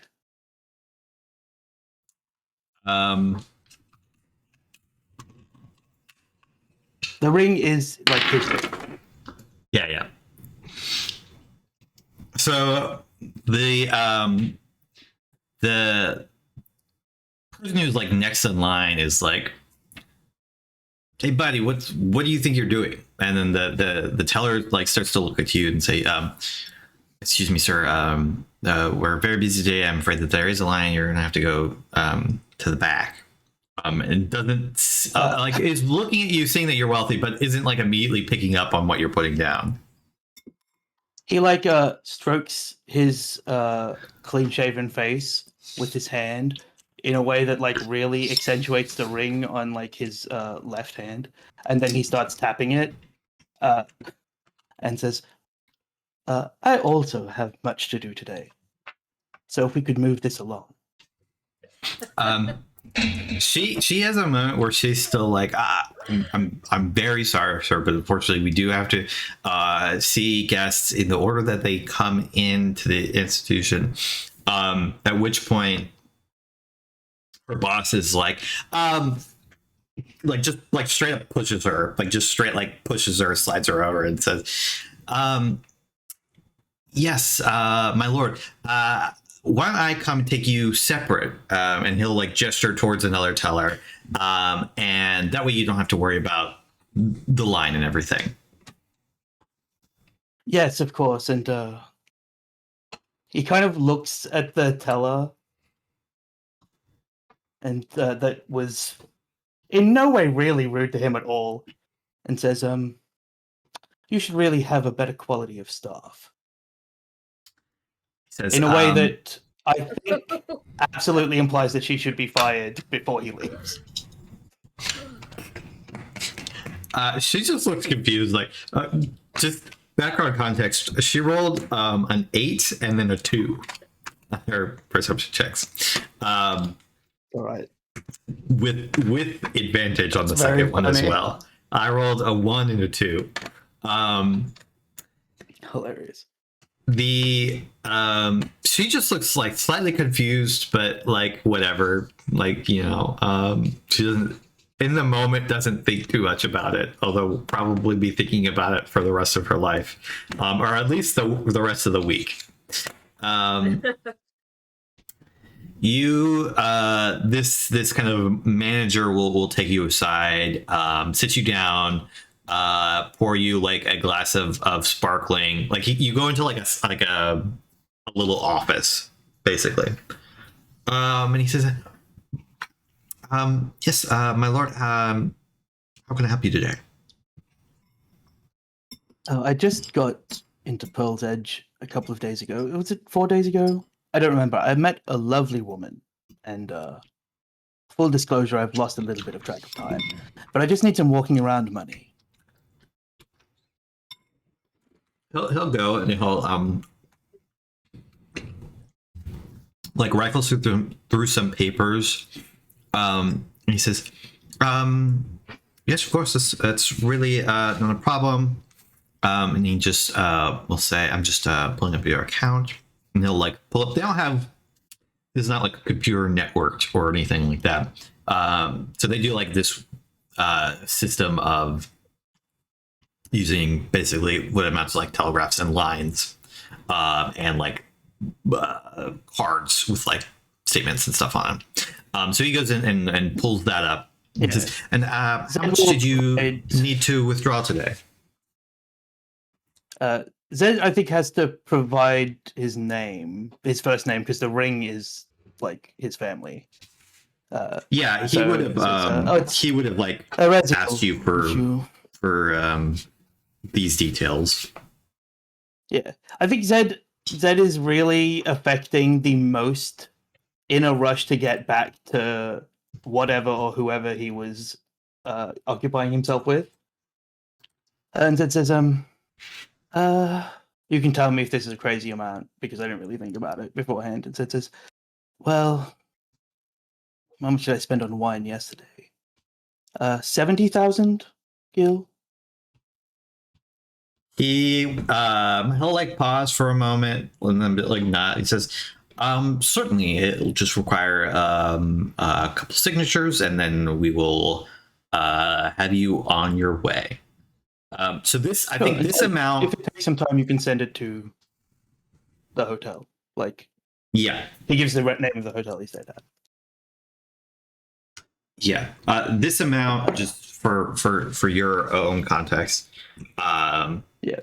it is not enough that like they're gonna send out anybody in specific. But if somebody was like, I'm like curious, like where he is, it would be like a flag, and because you have to like sign for it. They're going to be like, hey, large transfer happened, like there was a large withdrawal happened here, blah blah blah blah blah. So if somebody was looking for you, it would be easy, but it's also not going to be like an amount where there's like a bunch of extra steps involved. Kind of thing. It's not like clearing out a huge chunk of this money. It's just like money to do stuff that he would do at a place like this. Yeah. And Zed will make small talk. with the guy as he's like filling in the paperwork. But in that kind of way where it's really evident that Zed is never going to remember this interaction. Like he'll repeat small talk with the guy 2 minutes later, the same small talk, but not doing anything to make it seem like he wants this guy to remember that he was here. Okay. Yeah, he's like Then filing away like what you're saying to him about like, oh yeah. Basically, are you like implying that you not got fleeced, but like that this woman is like no, you're having a he's very implying- expensive weekend with this lady? Yeah, I think he's a small. Depending on how like engaged the guys in listening, Zed is implying that there will be a new person, and like that is done. Okay. But it kind of cleared. He hasn't withdrawn money for ages, so like it was the end of his little bit of money. He's like, actually, I do want to indulge a bit for a change because he doesn't really do that very often. So he's kind of implying to this guy that like there'll be like he'll be around for a while and there'll be a few people and he's going to probably blow through this money pretty quick. Okay. Yeah, he's like filing this away in his brain just more because like he can use this gossip to like, you know, be like, oh, guess who came to the bank today? And like, they told me they were doing this and that, blah, blah, blah, kind of thing. Not in a nefarious, quote unquote, style. But and Zed gets that. 15 minutes later, you walk out of the bank with a fat stack of gil in like very neat bills and coins. Yeah, and then Zed's going to go back to the very, very, very nice hotel and pay for like the penthouse for like 11 days. Okay.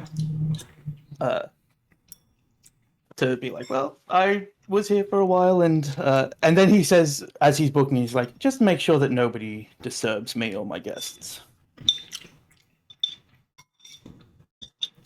Can you make a performance check just for all of this?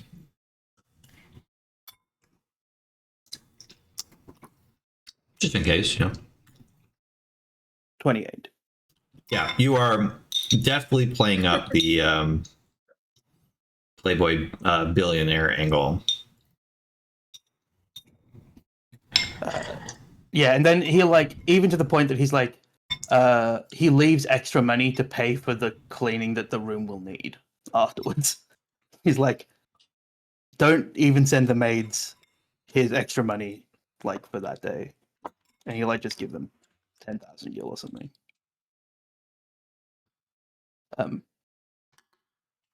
Yeah, I think that's fair. And then as he goes up, he goes back to the original room and re-dyes his hair, clips it all back so it's not quite as long, and gets everything back to normal. Except now he has a bunch more money again. Right. And I think I'll send a letter to my mum as well, but I'll just send you what that says to line up with if she's checking that account. Okay. Upon kind of arriving back, is there anything anybody else wanted to do in this downtown? There's not a lot to do in this town that isn't like, you know, for you guys at least, isn't like kind of leisure shopping, those kinds of things. Well, there's this great Um, soda shop. There is. They make excellent milkshakes. They come in the tall glasses that are like, you know, kind of like they have the very short stem at the bottom. They're wide. They have like perfect, like really, really, really wide metal straws. Yeah. Roscoe would probably ask. Actually, would probably ask Agatha's help for a thing. In figuring out how a thing works. And Well, did you find her at the soda shop? wait, what? Did you find her at the soda shop? I assume that's where she is. Yes, of course. I don't know why this is the joke that I'm latching on to, but I'm having a good time. This is my piece of the world that I've developed anyway. Yeah, Roscoe would look for Agatha there, and isn't really able to explain super well what he's wanting to practice doing, but basically just when I did the looks around the shop, the thing kind of gestures at himself and kind of makes the hand motion like fire. It's like, I'm not used to Being on fire. that as well. Mm. I was gonna say magic, like displaying it, using it Mhm. necessarily, and that's the closest I think I've come to that, aside from my ability to get tougher when I need to. It felt like it could manifest. Okay, look. What I need you to do outside of a soda shop, because I feel like that would be bad. You know how when I threaten you, you run away. He does the air quotes, like you run away. She puts down her milkshake. Yeah, say more. Could you please do that again? Not here. I mean, I have to, I was gonna buy another milkshake first. That's fine. Okay, where do you want me to run away? What are we doing? Okay, fine. Agatha buys one more milkshake, hands it to Roscoe, and goes, okay, we're gonna leave this fine establishment. We're making the vibe weird. Okay.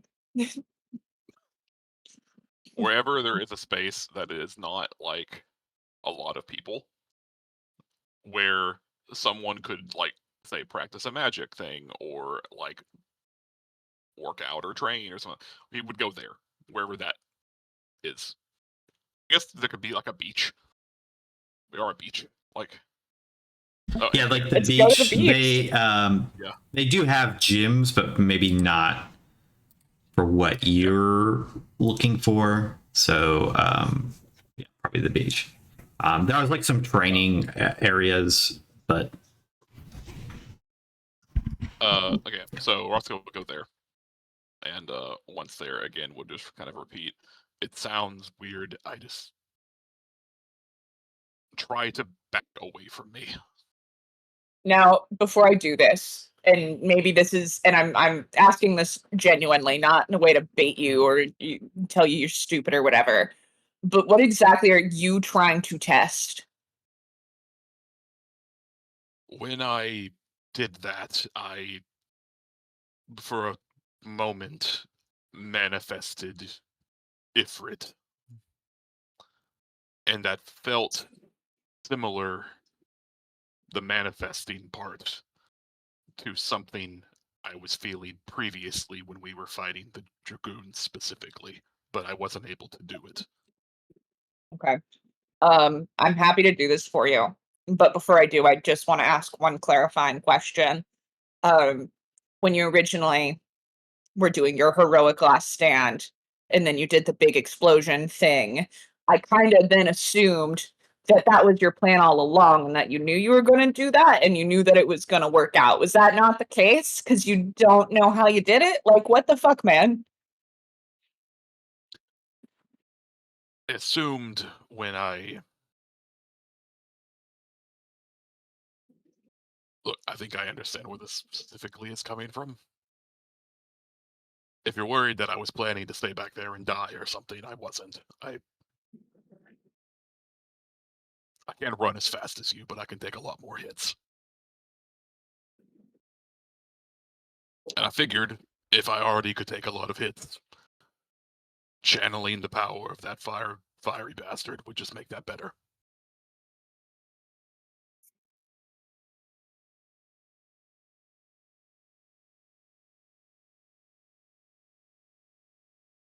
Okay.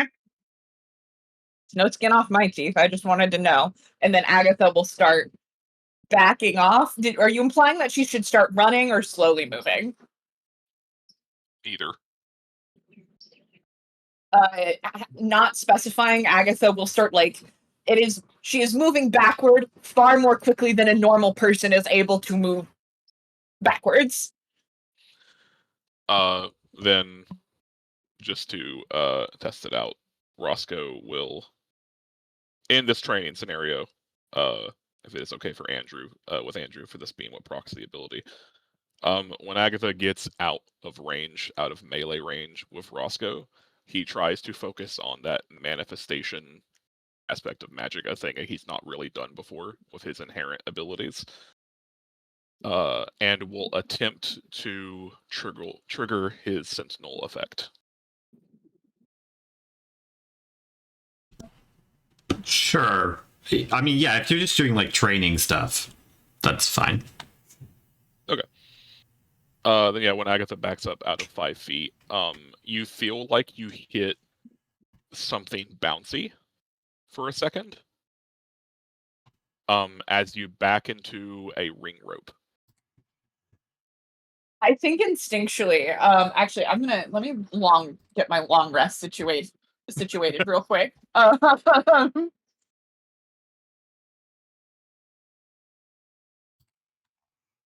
Instinctually, she feels her back hit whatever it hits. She doesn't turn around, but suddenly she then takes a singular step forward and is gonna burn a misty step on instinct to then pop backwards. Yeah, that works. But yeah, if then backing up and looking back around Roscoe is like a spectral boxing ring that has briefly manifested and then fades Whoa. away. So she hits the ropes, goes shit, misty steps, and then gets to actually see the whole ring after what was very briefly this enveloping of darkness, and then reappearing 30 feet away.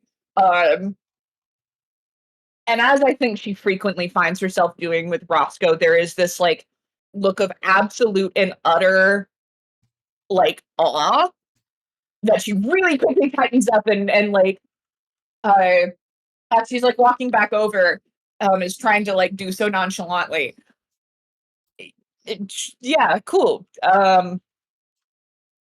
Was that was what you were trying to do? Yeah. I think I can stop things from getting away from me now. It's easy. Okay, but the question from before was you getting away from things. This obviously wouldn't be for that.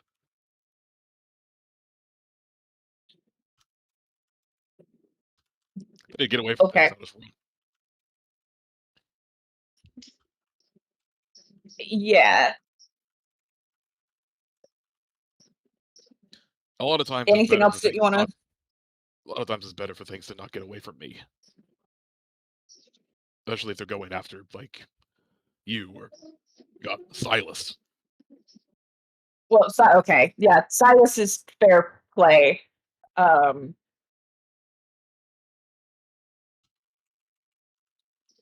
He's great, but definitely the old man. Real old man. Even older than you. Which, yikes.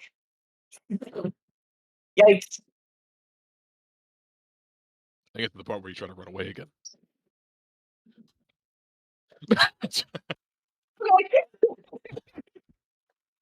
Yeah, no.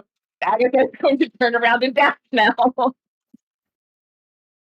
Oh yeah, Roscoe will just practice the that new ability that he gained after the whole Shiva thing of manifesting his innate magic that usually is trance but outwards to achieve that effect. He'll just And focus then, on it. yeah, so the second time, Agatha Misty steps again, but she can only do that twice. So it does just sort of become like this bouncing back, and you've successfully humiliated her. She's getting cranky at the end. However many times we test this, how many times do you want to do it? It's like 3. 3. So So- you see that she can't Misty step anymore, and Yeah. then It's like, okay, Okay. I'm satisfied now. Okay, so do you feel, and like I think in this moment she is like she is fighting an instinct, which is to be snarky and shitty, and in doing that is trying to like channel the same sorts of questions that she thinks that that Orion would be asking her, not successfully probably. Did you get out of that what you needed to get out of it? Yeah, I didn't want to try that for the first time in a scenario where I really needed it to just work the first time. If that makes sense. If I need to And, protect one of you, I need to know I can do it properly. Well, you don't need to. Did not want to. You don't have to worry about me. What did your do you feel good about like repeating the same sort of like body motions to get into that space to do that? I think Roscoe raises an eyebrow at whatever that was, and just, sure. In a high, okay, cool.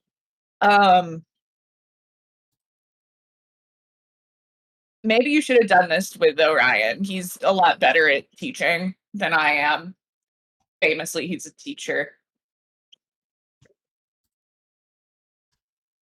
Maybe, but he shrugs at that in a extremely non-committal way, and just more in the sense of like, he knows what you're saying. He isn't disagreeing, but he's also not really agreeing, as like you guys have already done this. You've already helped him, so. So what was it like having like the power of Ifrit properly in that fight? Strange. I'm used to when I use my Mikhail holds his arm up. My abilities, I'm already used to some blowback, if that makes sense. Like, if my arms are covered in lightning, I don't get shocked, but there's like a numbness that kind of accompanies it. If they're on fire, there's heat. I'm used to that. I was completely on fire and felt normal.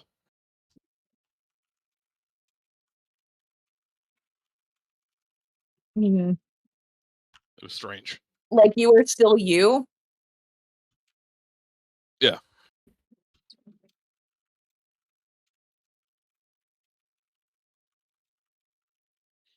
That's probably good. It was a bit jarring when I actually, turned into him for a second, though, because like a lot taller, weird angle change. I know I helped you and asked to get up that cliff. I'll be honest, I wasn't really trying to aim for the cliff. I was trying to go up, but guys went for it. Yeah, I Kinda guess I surprised it- probably kinda- should. Yeah. Maybe Uh, he like so. Like, if you're implying that you maybe want to practice that, I agree. Maybe not on a vacation town beach. Might cause some issues. Sure. Hmm. I'm sorry I didn't say thank you when you did scoop us and whatever. That's fine. I didn't say thank you when he came back for me. Well, it didn't help. I think I just caused more problems, but that's normal, par for the course, whatever. That's what I do.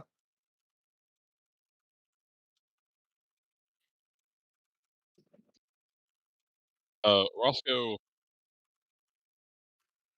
pauses there for a second, tries to think.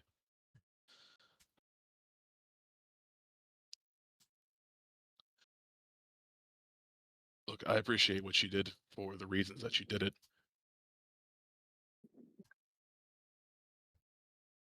As you've pointed out numerous times, I also have caused plenty of problems.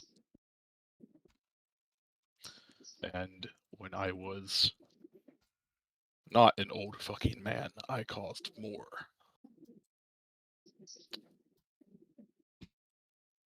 The reason I don't anymore is because I learned. Give yourself time to.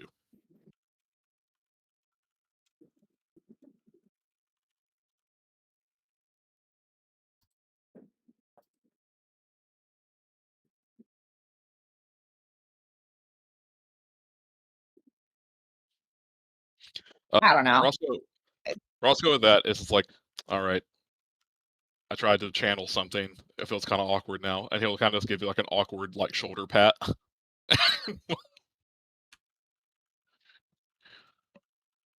Mhm.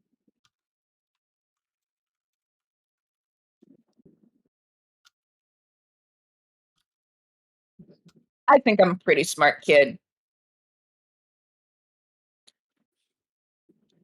I don't know what lessons I'm supposed to be learning at this point.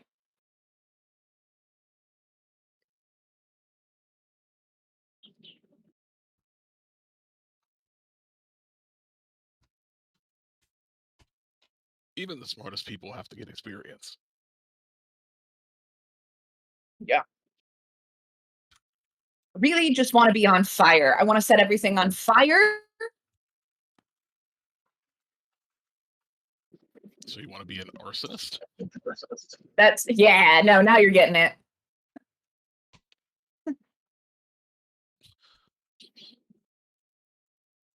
So you're good with the training. You've done the fine. pep Yeah, talks, good. you feel like good. You've done like, we've done the whole like I mentor you, you mentor me thing. Everything's feel good teenage movie. Great. Okay. Uh good talk, champ.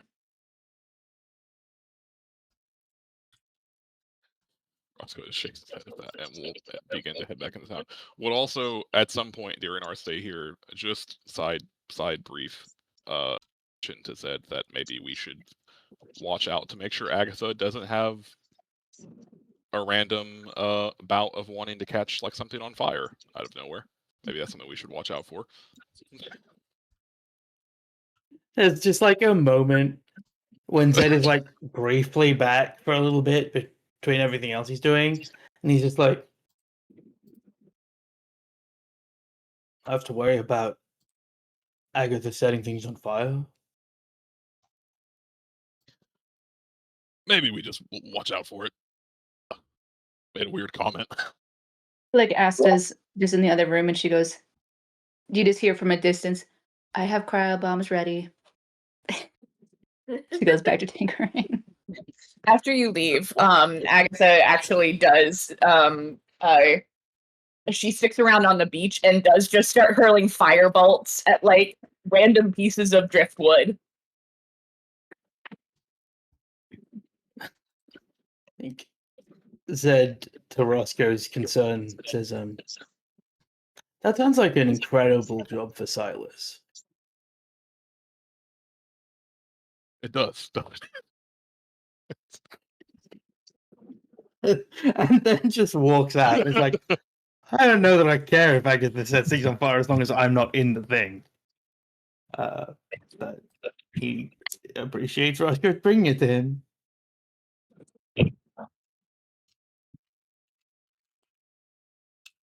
Zed will, once he's finished his stuff on that last couple of days, check in with everybody, find out what the prices are for the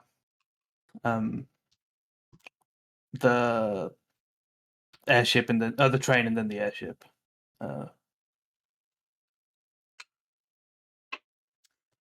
They're pretty reasonable. Like for the 5 of you, the train's probably going to cost like 250 gil. Oh, we lost Kristen. Is that like a drop drone? Okay. And then for the airship, that's a little bit more expensive, but still like, you know, it's going to be again for the 5 of you, like probably like 2,000 gil. Zed, assuming that we can book both from here, just gives Agatha 3,000 gil, and is like, okay, feel free to do whatever you like with anything that's left over. Nice. Agatha 500 gil worth No. of milkshakes. so much ice cream. No, Agatha has. I will take that money, and after buying the ticket, like, just sort of shrugs in response. But we'll pocket that money for later, if there's any left over. I think you end up with 750. 750. Yep. Cool. Agatha has retreated into silence for the next couple of hours.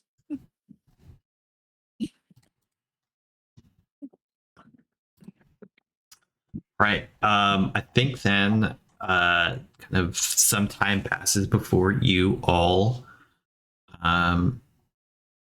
head over towards the train station. Agatha, you know, has the tickets, will disseminate them, hand them out to everybody, and you guys go and board the train. While that's happening, we get a quick side scene of some what seems to be some Imperial investigators, you know, a mix of like soldiers and whatnot, picking over the wreckage of your airship, kind of going through things, using these big devices, like these handheld but very large devices that seem to be like making like beeps in different areas, swooping over it.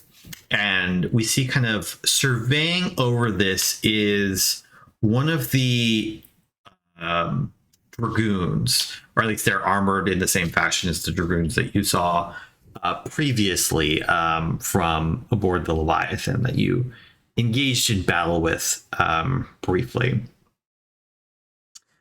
You get there is a like call of static on this person's like radio, and that's like built into their armor. And you hear a woman say something like, report, is the wreck related? And the voice just answers, yes, I believe they're nearby. And then we cut back to what everybody else is doing. So you guys have just boarded this train. It's going to be, you know, probably like the better part of a day or so to get to Damask.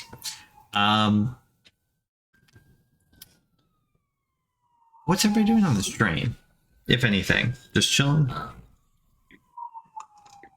They're like sleeper cars. Estes tinkering, thinking about other types of contraptions and bombs she could make with different components.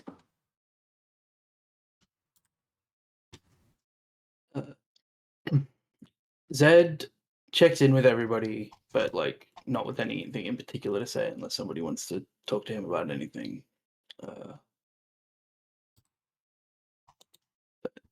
Otherwise, is probably thinking about the climate of Kilfell and adjusting his clothes and offering everybody else clothing adjustment as well. What is the the weather like in Killville? It's very temperate. It's very nice. A little bit. It can be a little bit warm, but it's generally not too humid or anything. It's a bit warm, a bit dry, but overall fairly nice. I also forgot to mention it's also it is not like that it is like literally only Mughals, but it has one of the largest populations of Mughals in this part of the world. So there are a lot of Mughals there. So yeah, like, probably you would dress lighter, you would think. Definitely much lighter than the heavy clothes that you have on now.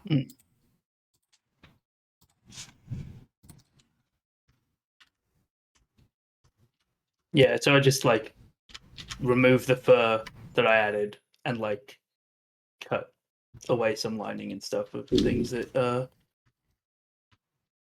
that Zed has. At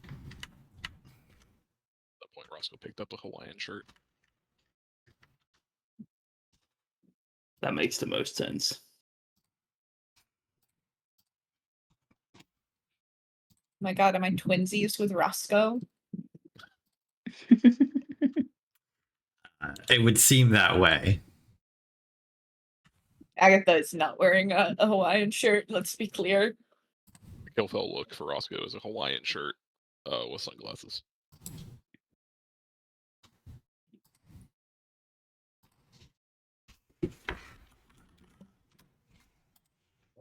It's tough being a teenager who wears all black in a temperate climate. Yeah.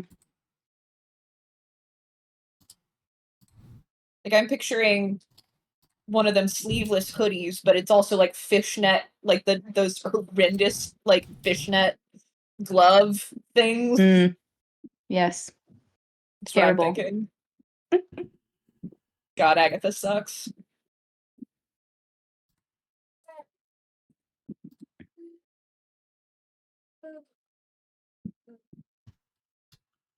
Can I get everybody to, while you're all settling down and thinking about this, can I get everybody to make me perception checks? The perception. Yes. I genuinely heard you say persona checks, and I was like, "What? I did too. You?" Sorry. Maybe I misspoke. Oh my god! I love getting a 17 and being third. It's frozen up. You got a 26. Nice.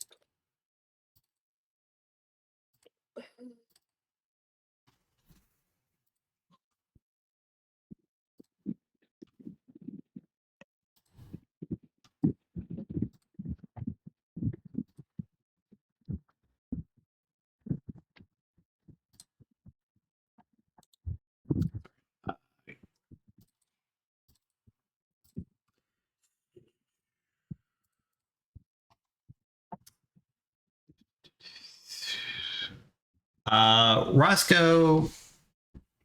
Okay. This first stylist check, not second one.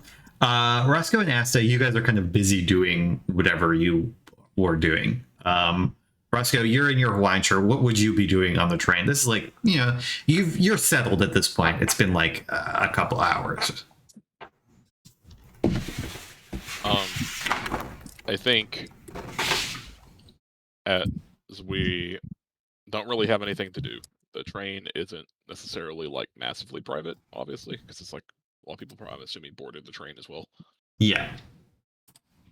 Then Roscoe is in whatever seat he can find that reclines back and has a sleep mask on, but it's not actually asleep. He's just probably chilling with like whatever screen is in front of him playing something. I mean, there are sleeper cars if you want it to be like fully in a bed. Then probably in there with whatever is currently on, like whatever the station that would normally run boxing / like mixed martial art matches on it, like that's just playing in the background.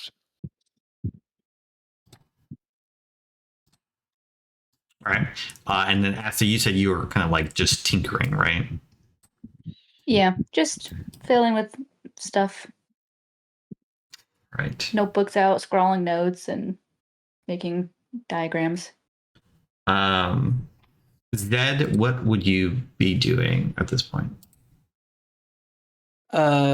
If there's a sleeper car that we can use, like he's in there, just doing like some sewing and stuff, basically. Like, but I think because he's not on an airship and he doesn't have to keep up the pretense of being airsick, he does like pretty frequently, like every 90 minutes or so, wander around and see where everybody else is.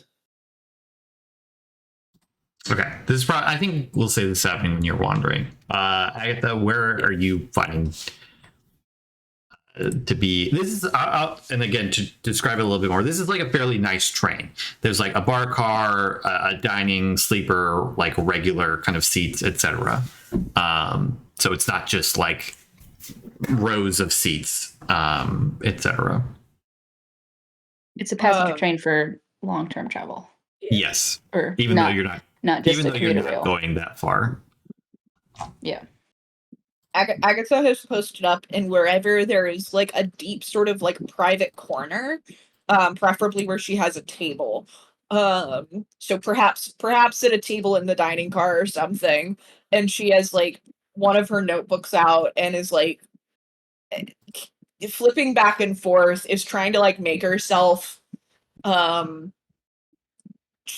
to make herself like make a puzzle or like a mystery out of like the information that we have, and figuring out like, oh, what's next in terms of like the strategic thing in terms of finding the expert. But she just can't actually make herself like do the reading right now.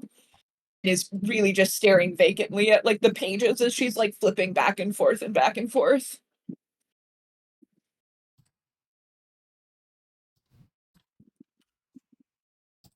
Okay. And then Silas, last but not least.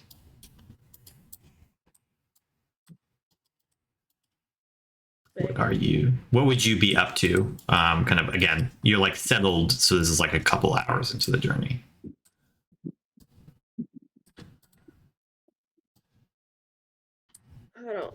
I don't think I'm doing anything in real particular.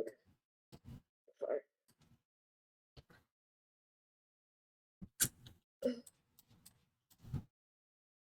All right.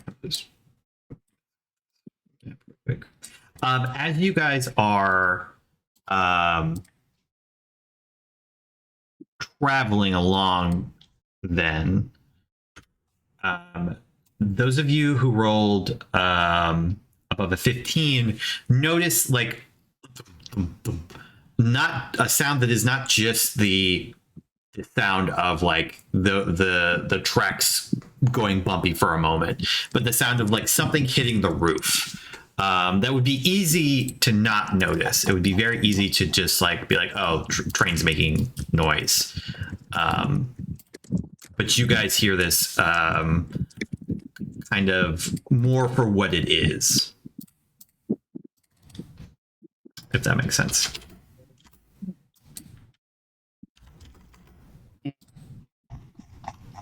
You said I'm wandering around. Sorry. Yes. I missed the number that was the threshold. I just assumed 17 hit it. 15 and up. It's Yeah. the highest I'm ever going to roll. Like, hearing something on the roof, I think Zed thinks about what he knows of the companions, assumes that Agatha either is already on the roof, hiding, or doing something that has alerted her to the roof situation, and that Silas will notice it. So we'll make for the closest person between Asta and Roscoe based on where they were previously.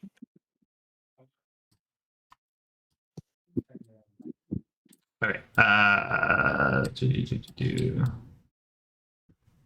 Sorry, this map was slightly annoying to set up.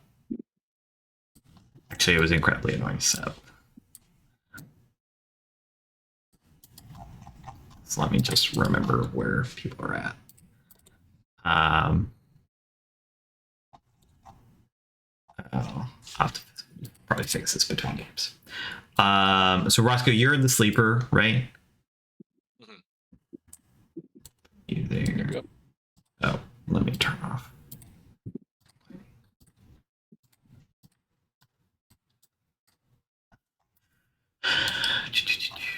Agatha, you were like in the corner of this galley Yes. car.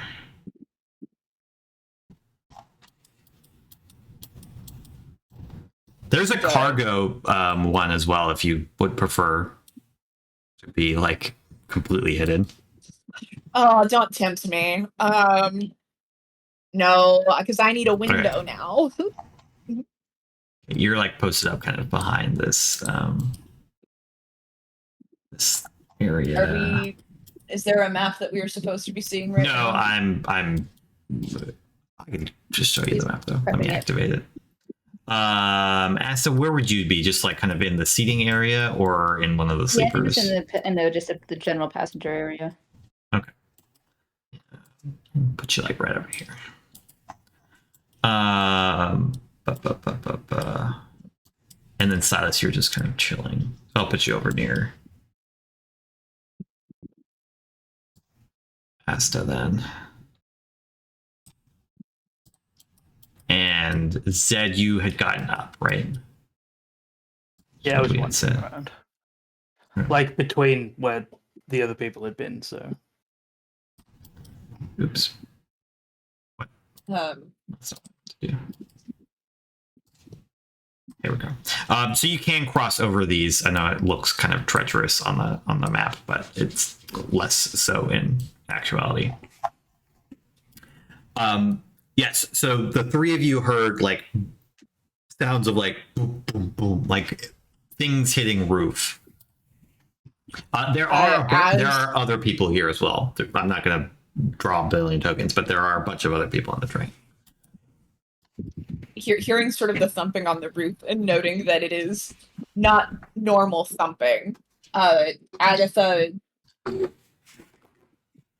pulls out very, very sort of like into her body, pulls out her dagger, which is allow me to pose as a quite reflective surface, and is going to try to see if she can use like poke her head out the window just a little bit and get an angle of like reflection to see what might be hitting the roof. Sure. Yeah, if you like crack open the window and like use a mirror to like do that. I'm just gonna let that happen because I think that's really clever. You can see like a couple soldiers like have been dropped up onto the roof. There are at least 2 dragoons with them, but you don't have like a good angle.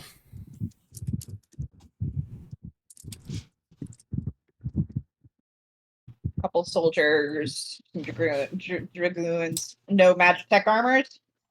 No, and I think you know that if one of those landed on the train, like there would be some like deforming in the roof. They're quite heavy.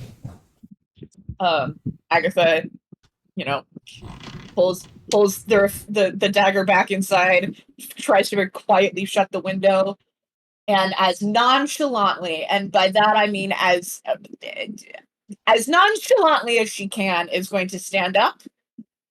And I imagine the first person she runs into is Zed, who is also I wandering put you around. slightly in the wrong spot. So sorry, I meant to put you like over here. Sure.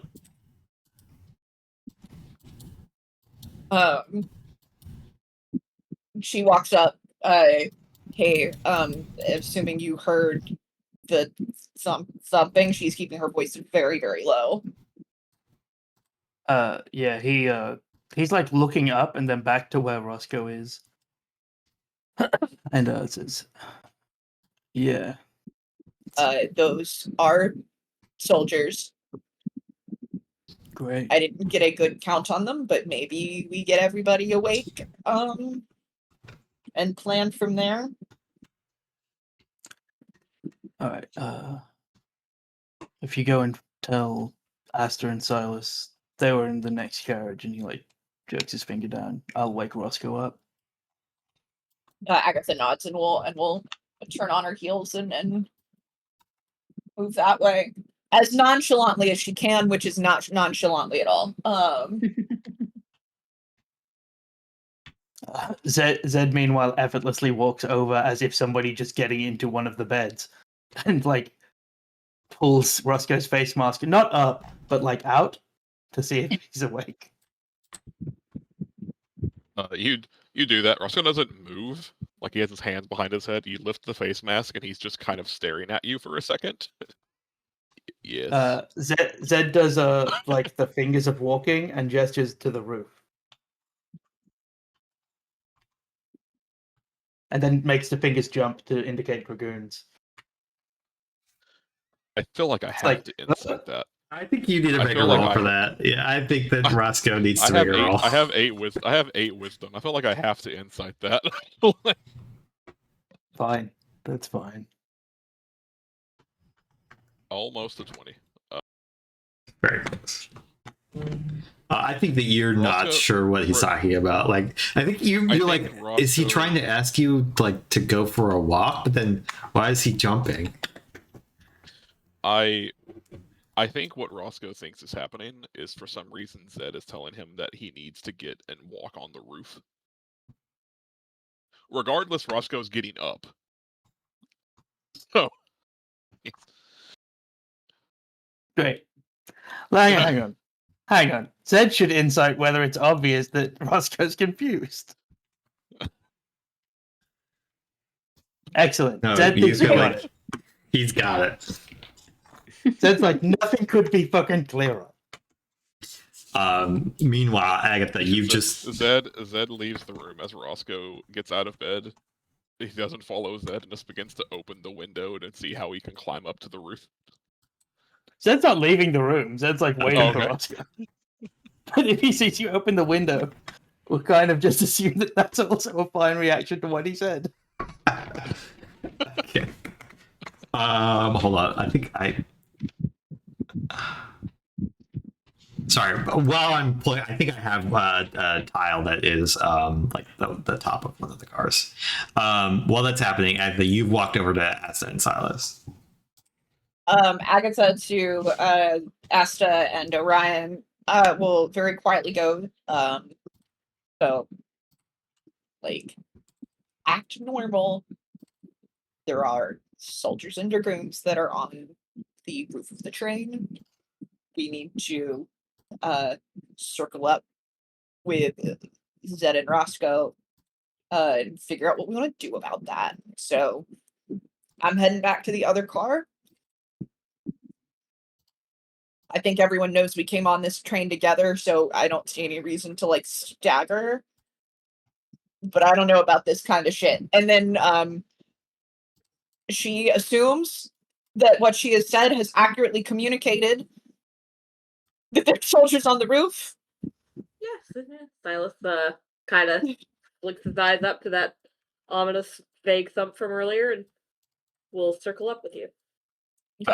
So the ones on the right are just the tops of the ones on the left, mirrored exactly. Apart from the fact that they're weirdly slightly bigger.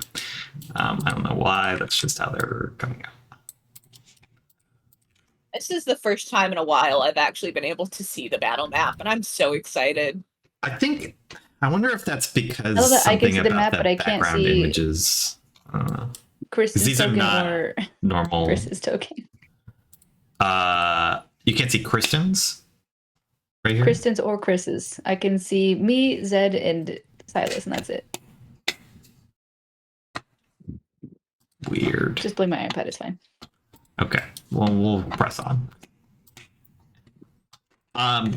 Okay. So you've gone over to warn them. Yeah, Roscoe, you start to climb up, I think. Yep. Probably I'm gonna have us roll initiative at this point. I'll go back over When to the it's original. far too late, when it's far too late for Roscoe to stop climbing out the window, Zed says, I mean, they might not know we're here. That's it. It's way after the fact. Yeah, way too late. Like, Zed, something important is on the roof.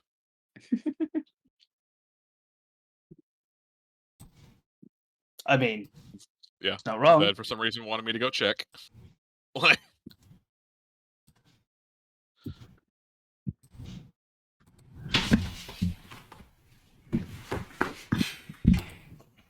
As soon as Agatha started talking, saying action normal, Asta just starts packing up her notebooks and bits and bobs and put everything back into her pack.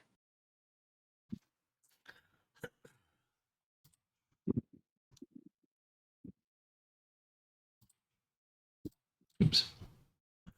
But yes, if everybody would like to roll me some initiative.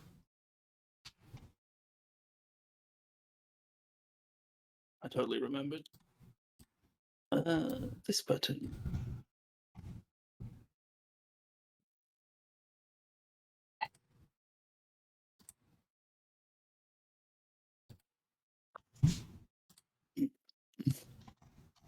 Wow.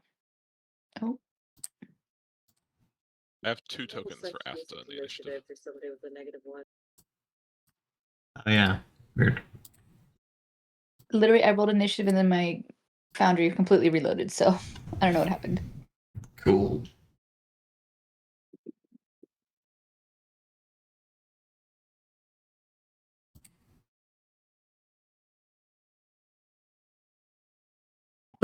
We did not roll good this fight. Am I first? Oh God. Yep. Yeah, I rolled a nat 1. I thought I had rolled the nat one. Okay.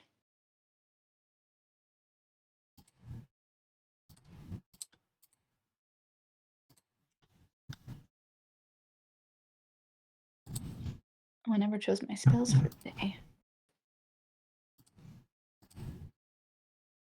Yeah.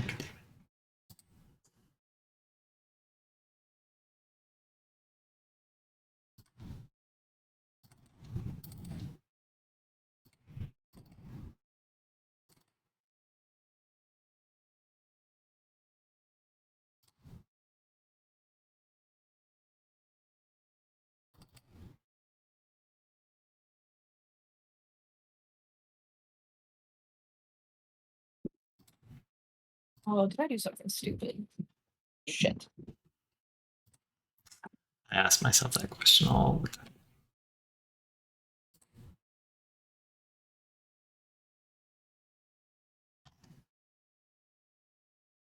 Where are these stupid tokens?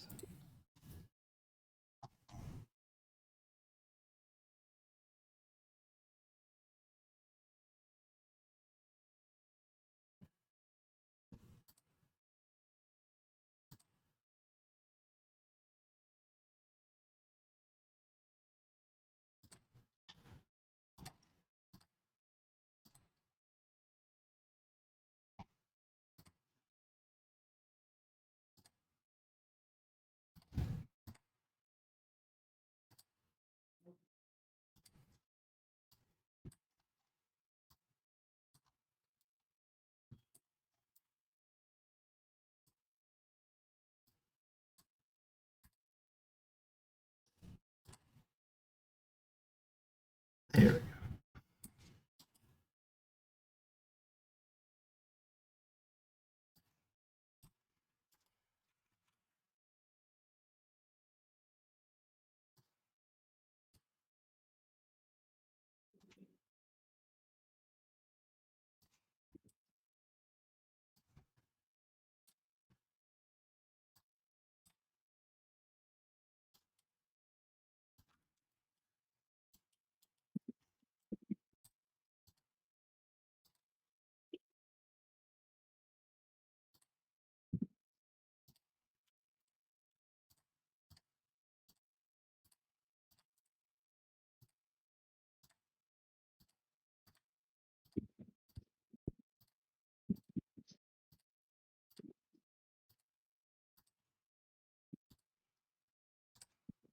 Oh my God.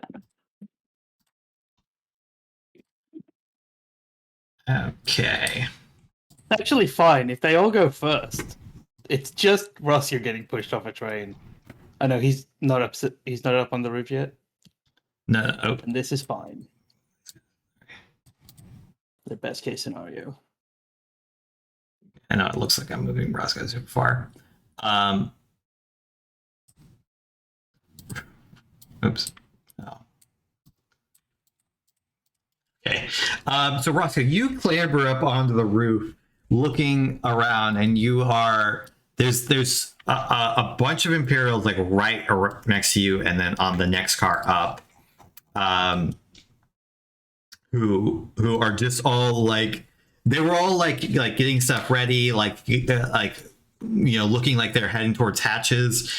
You pull yourself up, and they all like turn to look at you.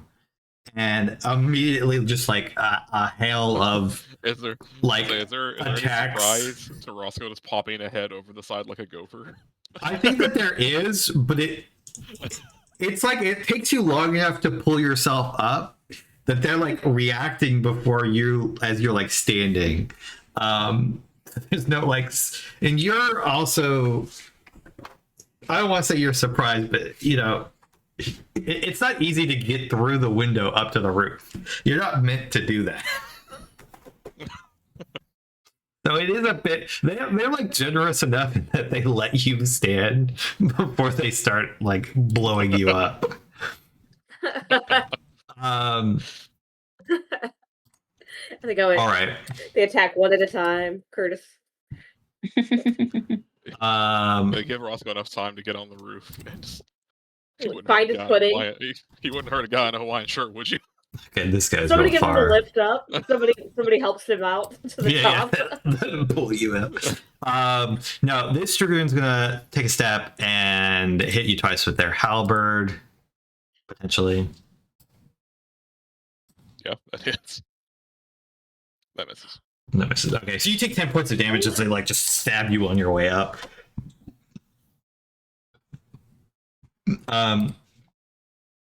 This other one, seeing that stuff is happening, I think they're not going to go to attack you, but instead they're going to move, open up this hatch, and then drop down to suddenly be behind Agatha. But that's going to be their whole go. So everybody in that cart suddenly, Agatha, you've just explained like there's somebody on the roof, et cetera, and you're like turning to go back to where Zed is when a dragoon just like pops down, like just throws open a hatch and pops down right in front of your face. And somebody in the car starts screaming. Not really understanding what's happening, but just seeing a fully armored man appear. This specialist, I think, is actually going to go ahead. I kind of want to just fireball you, but they're not going to do that. They're gonna. Oh wait, they don't have that spell anyways. Thinking of the other guys. They're gonna take a couple swipes at you. Rolling terrible. And much better. I'm hitting you for 11. This guy, I think he's gonna do the same thing as his buddy, which is go open hatch and pop down, but that's going to be his turn.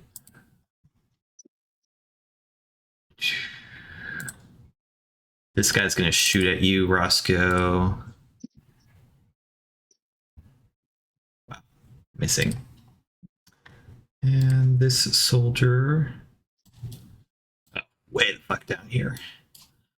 He's going to hop over here and then down. So none of you can really even see him, but he's in this card down here. Asta. Yeah, cool. What happened to my map? Why can I not see anything anymore? Well, I had a map, now I don't. Are you not on the right page? No, it's iPad. Bullshit. Oh, Let me try okay. again. Reloading. Doop-doo.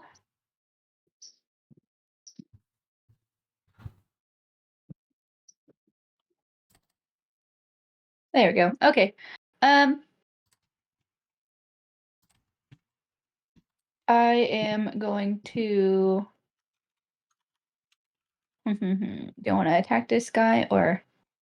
Yeah, because he's where the hatch is. I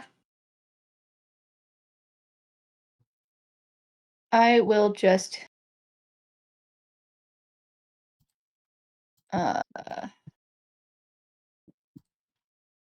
I will firebolt him. Okay. Gonna make your attack roll.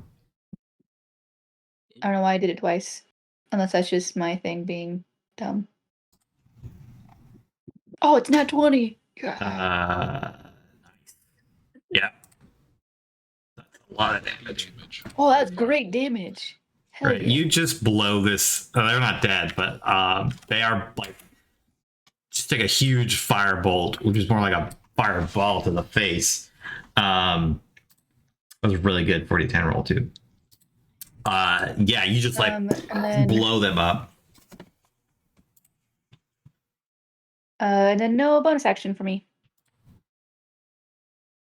That's and then I will move. I don't know if I even can move. Click on my token. Move. Aha. I'll just move a little bit further. Where was I? And 5, 10, 15, 20. I don't know. Is that about 30 feet of movement? Something like that. Yeah. Yeah. Okay. Maybe we cut the corner. Yep. Just move down the way a little bit. I'll That's open up my the turn. map. Wow.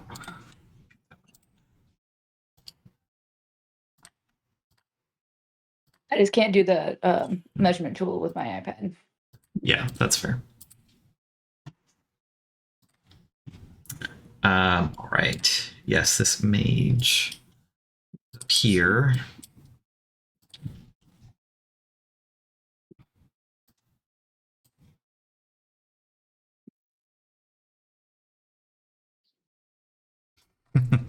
um,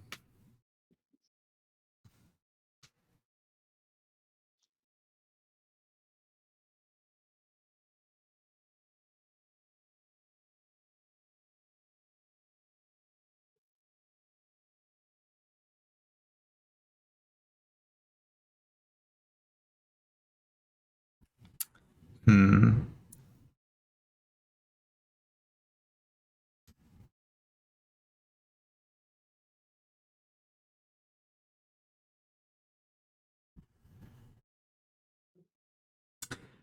Andrew has the how do I there- know to annihilate Roscoe face? So I think here's what's going to happen. They're going to point at you and they're going to cast suggestion at Roscoe. And they're going to say, go back inside the way you came.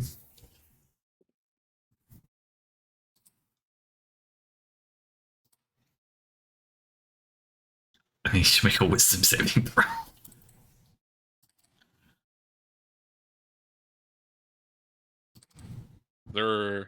Is there anything about that when someone's an enemy?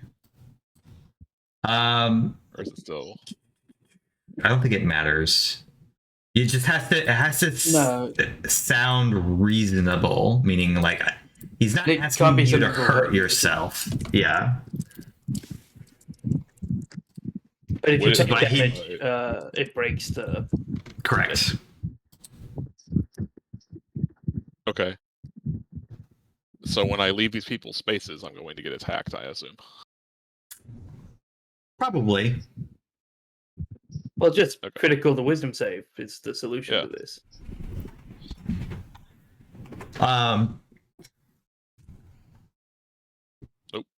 Okay, we'll resolve that when it's Roscoe's turn.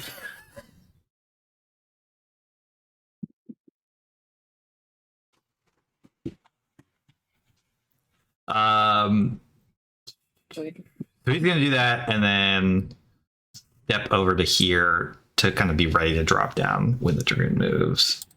Silas. Silas is gonna. This is Spirit Guardian's time if there ever was one. That's probably pretty good. Yeah, that goes through walls. Yep. Right. Yeah, that's definitely going to be hitting all of these guys. So they make the wisdom save on their turn, yes. Yeah. believe so. Yeah. Its speed is also halved in the area. This guy will make his wisdom save. And then I'll Sorry. I'll also cast my with the firebolt. Was Astus firebolt on the one in front of us? Yes.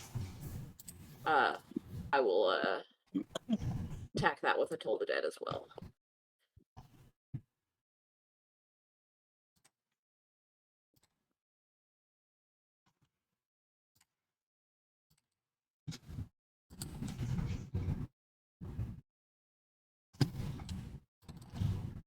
Rolled okay. Okie dokie. Right. Sorry, I actually jumped the gun, but this soldier did pass the wisdom save, so he'll just take half of your 3d8.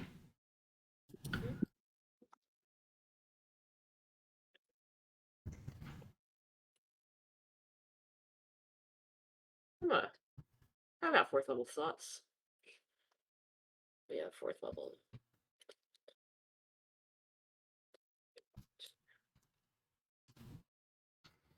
Ouch. Okay. He's gonna take that.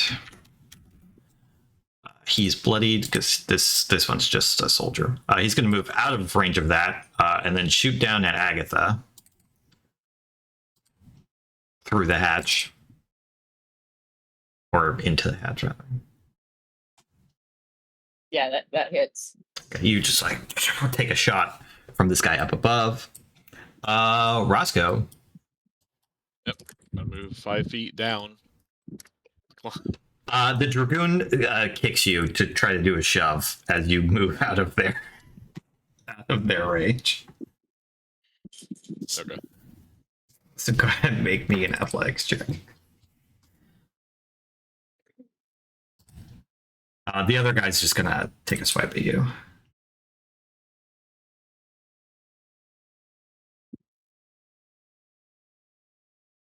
Yeah, you went. I'm like- you. I'm looking out that window, right? Because Roscoe just went upstairs and I start to see him fall. Yes, you do. I'll cast Feather Fall. Okay. I think what I'll say happens. Probably still bad for you. Yeah, Roscoe. So you begin to fall. You feel the feather fall take hold of you. So you slow. So you have enough time that you can reach and grab the door window. You are still kind of hanging, like flapping in the wind on the edge of the train. But it is your turn. That didn't take most of your movement. You only moved like 5 feet in that process. I'm now on the side of the train. But you're now on the side of the train, like hanging on. Okay, and the suggestion stopped because I got. Yeah, because you a got hostile attacked. action to- yeah. Yeah. Yeah. Okay. All right. Let's just see here. So I have 35 feet left. Yes.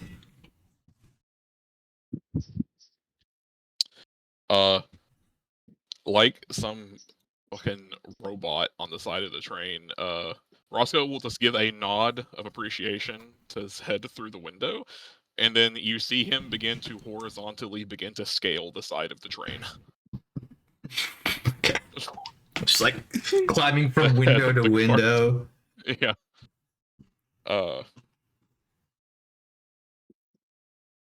To here. Mhm. I'm then going to use my bonus action to enter a trance as thunder begins to like boom off my arms. As I believe, which as part of that bonus action, I'll also use the feature Close the Distance to move half of my movement speed during my initial use of trance. Mhm. So To you just then kind of pop back on top of the roof, Roll yourself up. rushing straight at the mage. Just cast that at me. It's just, I'm going to recklessly attack him.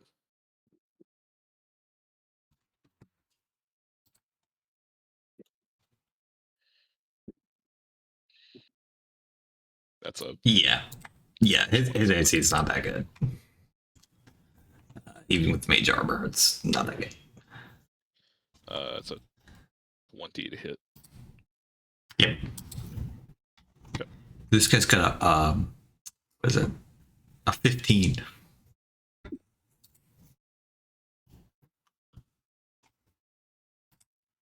It's 15 damage on the first hit.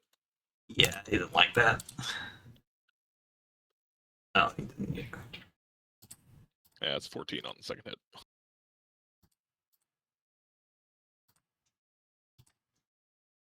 Okay, yeah, he's bloodied. He's not down though, as he just gets clobbered. Taking 2 big blows. This Dragoon. Actually, I'll get here, so I'm in the middle of the goddamn train, so I can't get pushed. Yeah, that makes sense.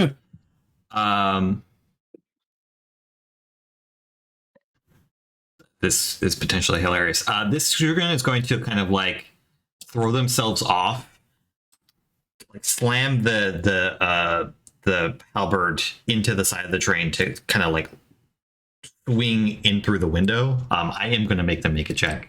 It will be hilarious if they fail. No. 20, they find themselves right here at the end of that. They were slowed. So they lost some movement. I think they're, That's yeah. like the thing, right? Or is it at the start or end of their turn? Sorry, it should have been at the start. Thank you for reminding me. Jesus. They're All in of the fail. rolls from being alt-tabbed came through at the same time, and it was terrifying. So, Charlie, if you want to roll that for me.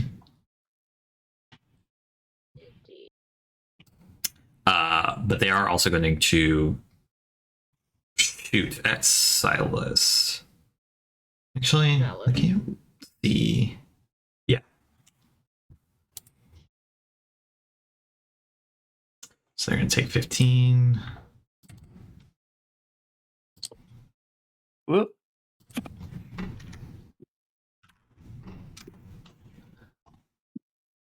And then Silas, you're going to take 9 points of damage. And I have that thing. Oh, doesn't matter. Okay, yeah, you're totally fine. Agatha. Well, Agatha grins wickedly at the dragoon that appeared right in front of her, dropping down, and mutters, "Oh, you fucked up, bud. I'm not stuck in here with you. You're stuck in here with me." And then is going to take a booming blade, swipe at him. Go for it. I'll freak the fuck out. I'll freak out. And then when that doesn't land, I'm can I bonus action offhand attack with the dagger? Yes. Your most reliable form of offense. Your offhand dagger. I wish that was true in the last fight. That That's almost sucks. 20. Yeah. I think you're just kind of so off guard in this situation. But you like go to rapier, they like slam their hand down to block it. You go to dagger, they like flip their halberd around to sort of sweep your arm aside. And then they've got like they're ready. And they do the Neo like, or was it Morpheus? The Morpheus like, come at me. Man, there are kids in here. That ain't cool. That's the turn. All right. This other mage, he's gonna make his wisdom save.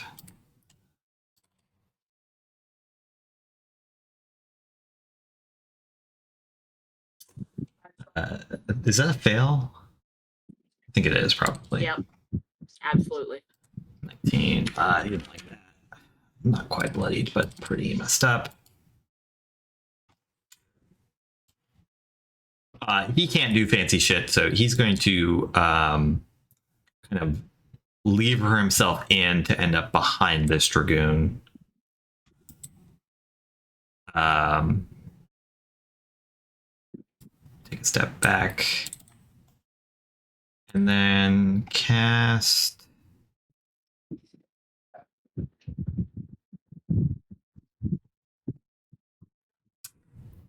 He's just gonna upcast Magic Missile. At Asta. Ooh. Oh, hold on. Let me re-roll that because it did the way I don't like it. Shield? Yeah, you block him. Hey, Stupid. you know what? Stupid mages. Fair enough. Zed. So those missiles like shoot out, and they're like homing in on you as you boom, shield it.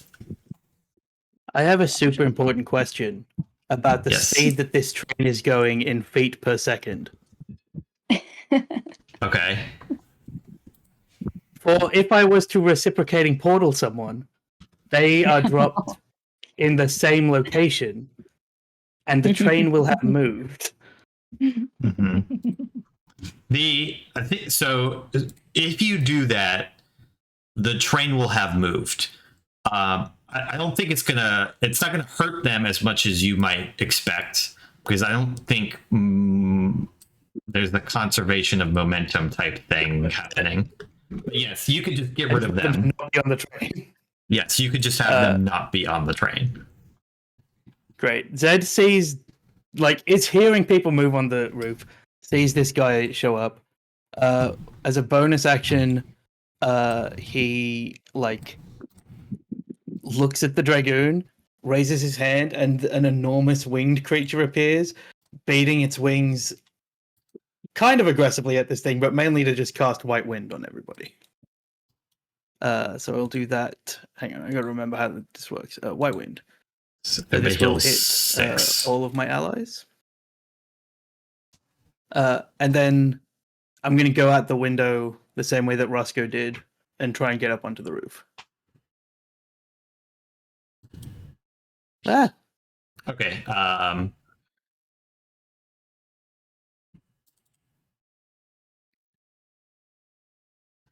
I will tell you, your strength is 7. yeah, but I'm dexterous though. Okay, make an acrobatics check. Okay, great. Ooh. Oh my god, I'm proficient. That's crazy. 17. Okay, yes. It's not easy, but Inexplicably proficient. you kind of flip yourself up to be now up here. And Yeah. will target Zed, like Roscoe's doing it impressively. Zed is acrobatically doing it unimpressively. And he like looks, sees everybody on the roof, and I'm gonna cast reciprocating portal, creating 6, only 4 portals. I'm actually not gonna even portal the one that Roscoe's punching because that feels Zed gets up there and it feels like Roscoe's fighting this person in a way that is personal to Roscoe. so I'm not going to interrupt that. But I Okay. will cast. There's no point up casting this right now. I think Alright. maybe more targets. I don't remember. Okay. No. So they're gonna it's a make some deck dexterity saving saves. Not bad. One of them fails for sure. throw. Oh, they just all rolled real good. Yeah.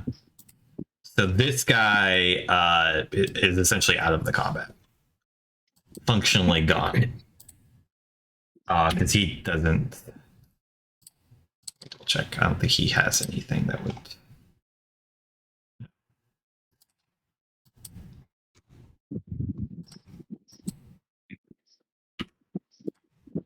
He doesn't. Zed is like- he doesn't die, but yeah, he's like on the track Yeah. somewhere. And that is really irritatingly standing next to two guys that didn't pass. Is like, well, it's not great. And in a few Uh, seconds, they've seen Roscoe climb the side of the Oh. train, then politely climb back down, and then some completely different person climb right back up to the same spot. Zed saw Roscoe nearly fall before, and I think he's smart enough to be like, I'm not going to be that close to the edge, actually. So he's going to be like, I'll be in the middle too. And then I'm done. All right. As we go to round 2, as you get to the back up to this dragoon,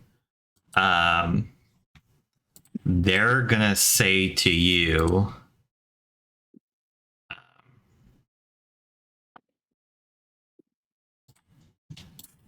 don't know how I want to phrase this.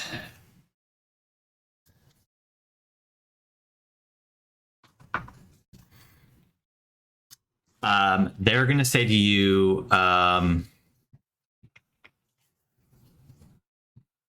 Horazio, we need to talk. And you realize it's Gwynedd, and that's where we're going to end the session. Oh, great. Easy. Can I, as a reaction, just dimension door us off this fucking train? We'll get to What? that in a second. I'm going to do that immediately. I'll write a note. But yes, as we're going to end the session, we'll pick up with this battle and whatever that's about next time. Thank you all for playing. Thank you all for watching, and we will be back next week. Bye.